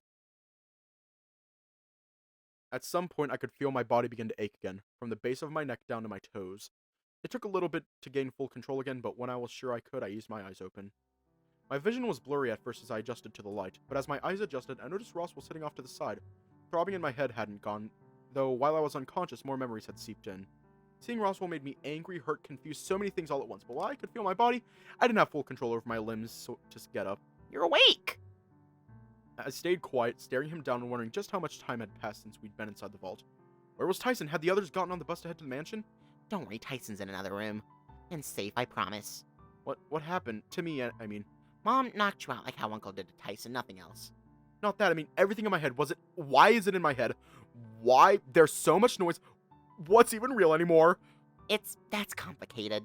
But I think whatever you remember is probably easier than me explaining it. No, I want to hear it from you. Why did you invite us on this vacation? I wanted to save your life, that's all it ever boiled down to. But no matter the cost, if what I'm remembering is right... No matter the cost. I have what you have now. The ability to just remember things except mine are so clear like nightmares, and almost always of you and everyone else dying. I had to stop that from happening. My head was swimming too much to make sense of it all, causing me to just sigh and close my eyes. Where's Tyson? Just in another room. Oh, and we're at the base of the mountain, in a clinic that apparently Uncle used to help with. Or bribed, I wasn't really paying attention. I want to see him. That's going to be hard unless you can move. But I could go find a wheelchair if you want. I could take you. Just, yeah, please. Roswell scurried off and returned quickly with a wheelchair. I could feel my strength returning to my limbs. It still felt like my legs were made of jelly, and it took the breath out of me to stand. I began a slow stroll out of the room. While the word used to describe the place was clinic, it felt like a full hospital. Or it would if there were any people there. It almost felt like the place was completely deserted aside from us. I wondered why Tyson was kept in a different room to the one I was. Even one so far away, but I was still sorting things through my head. We arrived in a new room, and I could see Tyson on his own bed perfectly fine. Unconscious, but he was breathing. Well, here he is. And he's just unconscious, that's all? He was just knocked out with a potent anesthetic. Though I guess because of his overall weight, it hit him harder than if he was a properly matured wolf. Then why am I awake? I guess because you, Are you saying because I'm fat? No, I was going to say because Uncle wanted to double check your head and has been giving you injections to keep you stable. Oh. Yeah, does it hurt, the remembering things? Don't you know what it's like already? Doesn't it hurt you? It did at first, but then it went away. Now they're just vague recollections, I guess. I looked at Tyson worried, then I looked back to Roswell concerned. Tell me something. Were you really planning on doing those bad things to us? Did you really plan everything to work this way? Roswell wheeled me closer to Tyson and stepped back, playing with his hands. This is much better than I could have hoped for, maybe. I don't know. So long as you're alive, that's... He sighed, deflating. No, it's more biased than that. While Thanatos has told me things that could happen that did happen and let me decide what to do from there, it was always tough to know where my crush for you started and ended versus me acting in the overall good of the group. You were crushing on me? Sure, there was the hope that maybe somehow something would change and I could come clean, but knowing I wasn't going to survive, it just didn't feel right to ask something so selfish. So instead you chose to selfishly decide who lives or dies based on things happening in your head. Right. It's not right. It's not fun, but I have an idea of what it must have been like for you. I still care. I care enough to not want all of my friends to die, even if I had to be the one that incited such a wicked event. For their sake, I'd willingly play the villain. I love my friends. I want them to be happy. Fucking Aaron Yeager ass. I felt conflicted, reaching out to take Tyson's hand, legitimately worried. I want you to be happy, Dave. If you'd said that to me yesterday, I would have told you that I was. I would have told you through a smile I put on, knowing deep down that I was still grieving over Dad's death. But now... I sighed, looking to him as my heart started to beat in my chest. My throat felt dry and I could feel the tears start to well up even though the concept was still so foreign. I don't know if I can, how I can. I mean, you're dying, I have all these memories where we're on a vacation that'll never happen, Tyson's going to leave, it's just too much. Roswell slowly but deliberately raised a finger and pointed not at me, but at Tyson. There's one thing I have learned from having to sift through my memories to put the plan together. But even besides all that, in the time I've known you, I know how your mind works, Dave. Do you now? My mom is a neuroscientist, remember? Some of it has more than likely rubbed off on me. Next to me, Tyson groaned and shifted slightly, though I felt his fingers flex as it was only momentary. My attention immediately went to him. Tyson loves you, more than you probably know, and absolutely more than he's willing to admit, more than life itself, probably. I could hear Roswell yawn. I kept my eyes on Tyson's face as I saw him start to wake slowly. Maybe just see him as a brother, maybe as something more than that. I imagine those new memories of yours aren't helping, but... You should ask him. Date whoever you like, but I think you two complement each other well. By the time I'd realized that Roswell's silence after his statement had lingered a little too long, I looked over my shoulder to find him gone. Ugh, fuck. Ty! Where are we? What happened? A hospital off the mountain. You kinda got drugged knockout. Great fucking start to my morning, Dave. He seemed to take a few seconds to register what happened and then sat up, eyes darting all over me. Are you alright? I'm also recovering. They drugged me a little bit after you. Apparently checked me over to see if my head is alright, and now I'm here. Alright, where's the fucker gonna term a new one for doing that to you? Roswell's words started to make more sense, and with my hand already holding his, I squeezed tight. Hey, Ty, can I ask you something? What? He looked at me eventually, holding my gaze and giving me his full attention. We've been friends for a long time, right? Why? Like, a really long time? That's all you want to know? No, it's not that, do you remember some of the things we've done together? Some of the things Dad said? Gonna need to be more specific. Like how Mom thought you were my boyfriend? Yeah, fucking embarrassing, right? As if that ever happened. That was the part he looked away, a sadness on his face I'd only seen a couple of times before. Started to understand things that I hadn't really taken notice of before, that I'd thought much of before this point. Do you love me? He spun to look at me quickly, almost stunned. You know, as more than a brother. Tyson's ears went back again. Though he was scowling off to the side, what attention he was giving me now was gone again. Damn it! Sorry, I didn't... How long have you known? Huh? How long have you known Dave? Oh, that's, Look, I do, right? Just don't make a big deal out of it. Hard enough to think about without worrying if I'm some fag like you or something. I flinched when he put it that way, and as much as I wanted to retort, I kept my mouth shut just in case he wanted to say more. Maybe I was scared that you'd hate me or expect something from me, or we had something good, didn't want to ruin it, yeah? I reached up for his arm, which finally got him looking back at me. I don't think I could ever hate you, Ty. He huffed, reaching out to touch my face slightly. See the drug still making him dazed, but he was mostly there. I'd make a shit boyfriend anyway. You don't know that. Yeah, and you do. I know you'd try and not be every day. I flashed him a smile, but felt his hand pull away. What hope I had that he was going to follow it up with some romantic gesture was dashed, and I eased up. So, that's it then? Nope, there's one more thing. Just don't know if this is what they drugged me with, but... You know, if you wanted me to kiss you, I probably could do that, but not in, like, a gay way. How is kissing another guy not gay? It doesn't have to be. But if I wanted it to be... There was a moment's pause to watch Tyson's expression shift through different phases. Thinking about something before he sat up, leaned in and kissed me softly, barely placing his muzzle on mine before pulling away. He went in again as if to emphasize his point, but firmer this time. I opened my mouth to try and kiss him back, but neither of us seemed to know how to best do it. I should have kissed you sooner. Ty looked at me, a strange mix of uneasy and sad, but hopeful all at once. He rubbed his thumb on my cheek briefly as I shuffled closer, as close as I could without feeling as if I'd end up on the floor. So, what happens now? I don't know, what did you want to happen, if you had to decide for us? I can't. He was overwhelmed, and even at the risk of falling over, I stood up so I could rest myself against him in a hug. It's alright, we can just figure it out later. He pulled me in close, pressing his nose against the top of my head. Hug lasted only a minute before I heard him growling, and I eased back to see what was wrong. I hope I'm not interrupting anything. I turned, though, was quickly pulled back, almost possessively by the bedridden wolf. If this had been your plan, I would have arranged for something more comfortable. Be nice, Uncle. This has been a long time coming if my intuition is right. You don't say. Tyson went to yell something, but I reached back to hold his muzzle, getting in first. What are you planning on doing with us now? Personally, make a peace offering and then send you both home. You're both healthy, though I have a million questions as to how all of this came about. This should have been impossible. Just improbable, or very unlikely, maybe. Though if we're talking macrocosmic levels of odd to impossible is probably a better word for it, after all. I told you my hypothesis was sound, borderline insanity by any reasonable measure, but the proof is here before us. You're a bad influence on Roswell, Flora. Oswin wandered closer, shaking his head. I'm sorry for however it was you came to be here, Dave. For every part I had in your path to this point, even the parts I don't remember. It's okay, I think? It's not. I'm genuinely fearful for your psyche. What you're going through could last years, if not the rest of your life. And for what you've given me in return is a debt I cannot repay. What? I am on the topic of psyches. What a twisted nephew you've become, Roswell. Driven, yes, but twisted. Hey, that's not fair. I'm a man of science. I did what was necessary to achieve my goal. How's that any different than what you did?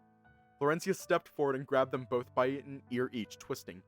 You'll have to excuse him. They're a little too similar to get along sometimes. Hey, Flora? Yes, dear? Can I take my boyfriend home now, please?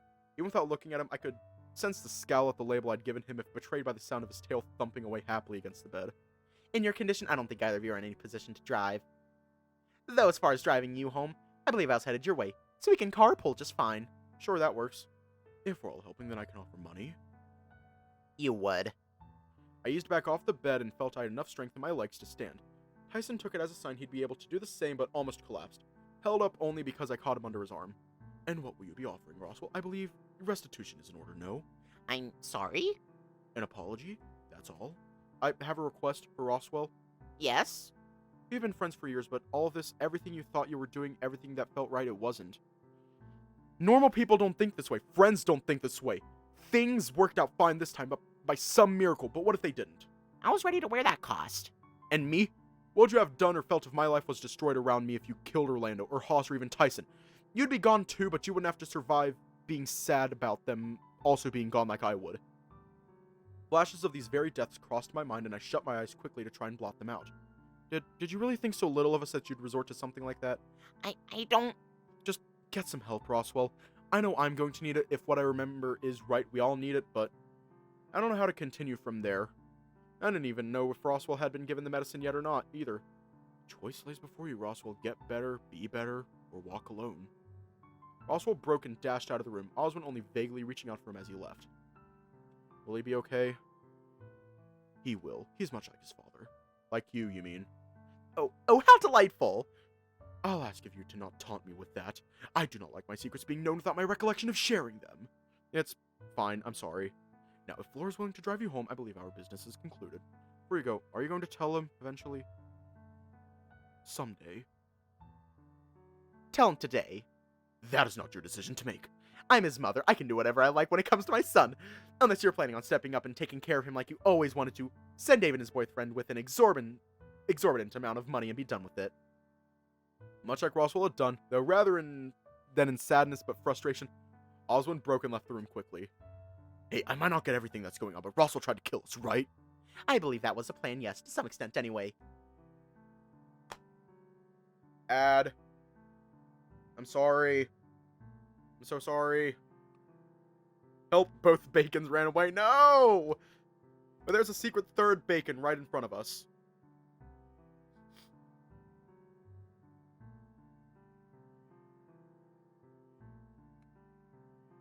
I'm so sorry about the ad. Oh no! Aside from how fucked up that is, what's going to happen? He going to jail, or... For what crime? Nothing happened. I could see an argument for conspiracy to murder. Are you serious? Very. As serious as I am that Oswald will also probably try throwing money at you regardless of what happens. He's only ever known money to be a problem solver by those that don't have as much as he does. It's almost over. And that makes it okay? Not at all, but you're welcome to enjoy it all the same. Helped Tyson walk to the entrance with Florencia leading the way. He had more rest, more time to just figure out what was going on, and then relax knowing it was all alright. He got outside though, Oswald was there, watching Roswell slumped on a nearby bench with his head in his hands. I wish you safe travels. Thanks, Oswald. Though I have one last favor I have to ask of you, even if you just consider it. What is it? He wandered over to Tyson's car, seemingly having been brought here from the mansion as I helped Tyson get in the back seat, as Florencia moved to the driver's seat. I do not know how clearly you remember what you've experienced, but I'm going to tell Roswell the truth about everything he should be aware of. But why? Because he's going to be saved with that medicine? That is a choice I'm going to be leaving to him. Whether he takes that medicine or not is not something I can force upon him, but if you believe it can work, then he probably will too. Looked across to Roswell, still hunched over on the side of the car park. The favor I have to ask you is to give him a second chance, not now, but someday. All his actions are deserving punishment, that we can agree on, which is why I'm planning on turning myself in for this conspiracy. But it wasn't your idea, was it? Think back to what you remember about your father, Dave. David was willing to do anything for you, his son, to keep you safe. It's about time I played the same role for my son. He gestured for me to get into the backseat with Tyson, and when I didn't, he patted me softly on the shoulder. Thank you, Dave, for giving me a chance at saving my son properly. I thought to check my phone once we were on the road and saw a bunch of panicked messages from everyone about how we were missing, and that bus never showed up. Thankfully, they all went for breakfast and decided to wait out until they heard back. Tyson and I were in the backseat, straddling that line from being awkwardly distant to awkwardly close. I didn't know how best to approach the subject with him, instead making the first move by resting my head against his shoulder. He mumbled something and was soon asleep, though from how I could feel him against me, he was relaxed. I was quick to fall asleep next to him once I'd sent out messages to everyone to let them know we were alright, but I couldn't explain anything just yet. I would eventually, but for now I needed a decent rest. Hours later, we'd arrived back home with Valencia pulling the car up outside my house and stepping out. She didn't stay, handing the keys over and wandering over to another parked car with a smartly dressed rabbit behind the wheel. He flashed us a smile and they drove away, leaving just Tyson and myself alone. We got inside and collapsed on my bed as we'd done many times before, but never with this label now attached. So, friend, huh? If that's what you want. Dude, when you came over last night, I didn't think this is how it'd go. How did you expect this to go? I don't know, like, fuck, you're a completely different person than what you were yesterday. Does that scare you? Bother you, I mean? A little, but you're not going to scare me off. You're going to have to explain what just happened like 5 more times before I get it. Is there something you don't understand specifically? This is moving so fast, it's making my head hurt. Don't get me wrong, I'm happy, but I was hoping to be more ready if this happened. And it scares me a bit. What if I end up like my dad and become an asshole? What would your dad have said if he was still kicking? I think he'd be fine with it. You were the one that had that guy talk with him right before, you know. I reached for the phone in my pocket and checked the time. I had a few missed messages, and we were getting closer to lunchtime. I shot Dean a message saying that we were still alright, but could meet up for a late lunch if they were interested. When I looked back to Tyson, he was just watching me, his tail swishing gently behind him on the bed. In tandem, we both yawned, stretching and crossing into each other's personal space. Want to nap for a bit before we go meet up with the others? Maybe in a bit, yeah. Gotta do something first. What? Would you like to, I guess, eat food or something together? I tilted my head at him, confused for all of a second before I realized what he was getting at. Oh, like, a date? Yeah, like, I guess an actual date, so I can, do it properly. You dork. Before he could kick up a fuss, and he was readying himself to start the moment I stopped talking, I shut up by grabbing him and pulling him into a kiss. We fell asleep for a short nap, me having set an alarm so we could at least go and see the others.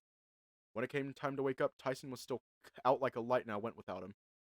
After all, explaining what had happened within the span of a night was going to be easier without Tyson being possessive of me. It was going to be a strange time explaining this way, but I was sure given time I could make them understand.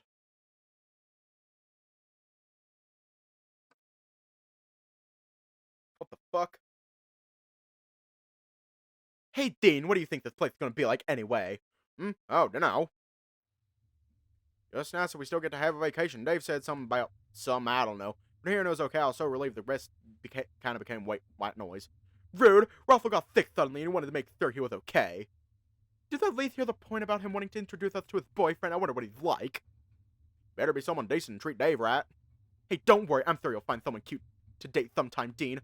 When you do, though, let me know so I can update my sipping chart. Or don't. At this point, it doesn't really matter, I suppose. Remind me to ask what you mean by that when Silent Hoss aren't about to get on the train. Hey, guys. Morning. Hey, excited for the trip? House on the beach, right? Not a mansion, but I'll take it. Yeah, apparently Roswell got sick and we had to do this instead. I don't really mind where we go. Yeah, we were there when Dave explained that, we know. I want to meet Dave's boyfriend. We have an update on Roswell? Is he even coming? No update. I sent him a message, but the only thing I got back was saying that he was currently recovering and will be out of touch for a while. Something about the treatment being kind of rough. What did he get sick with? Didn't say, but it can't have been that serious, right? He was fine just the other day. That makes some level of sense, sure. Okay, but can we talk about this boyfriend? I'd rather not. Hey, I just want to know if it's one of us or not. I'm assuming it isn't, or that it's Roswell, but where would this guy come from? Oh, you made it!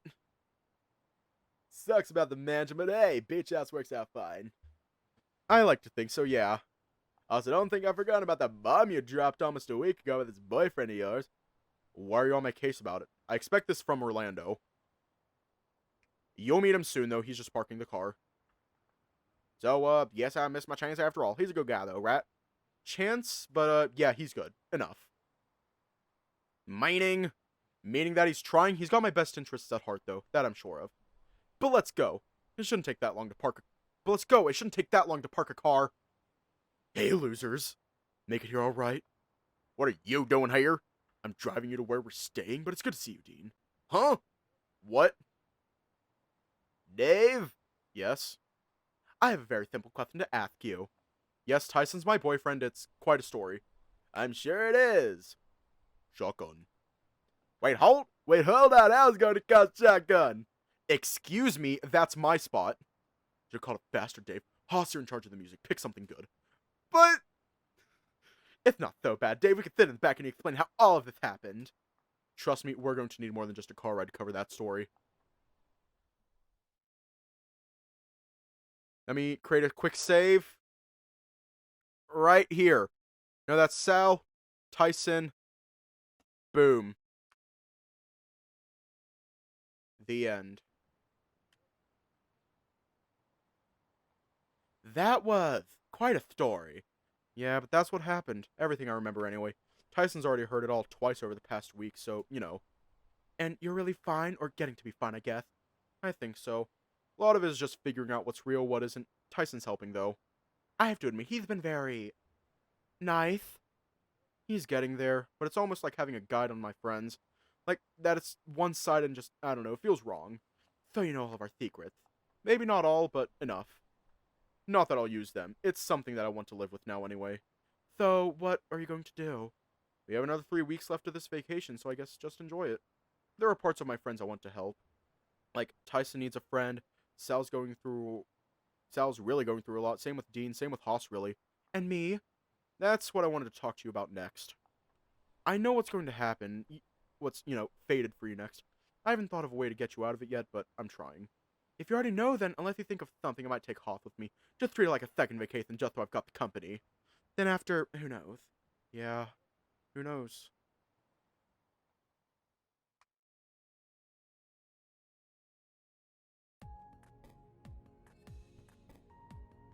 That is it for Password.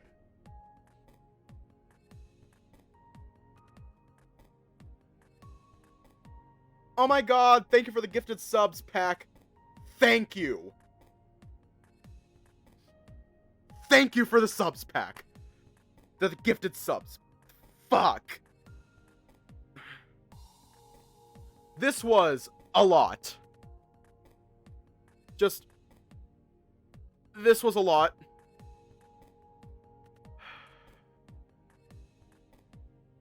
And if you were here before,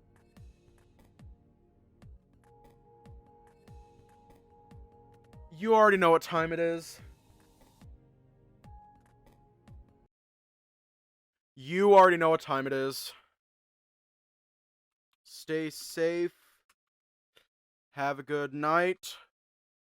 And I will see you all, I guess, later today, but also tomorrow.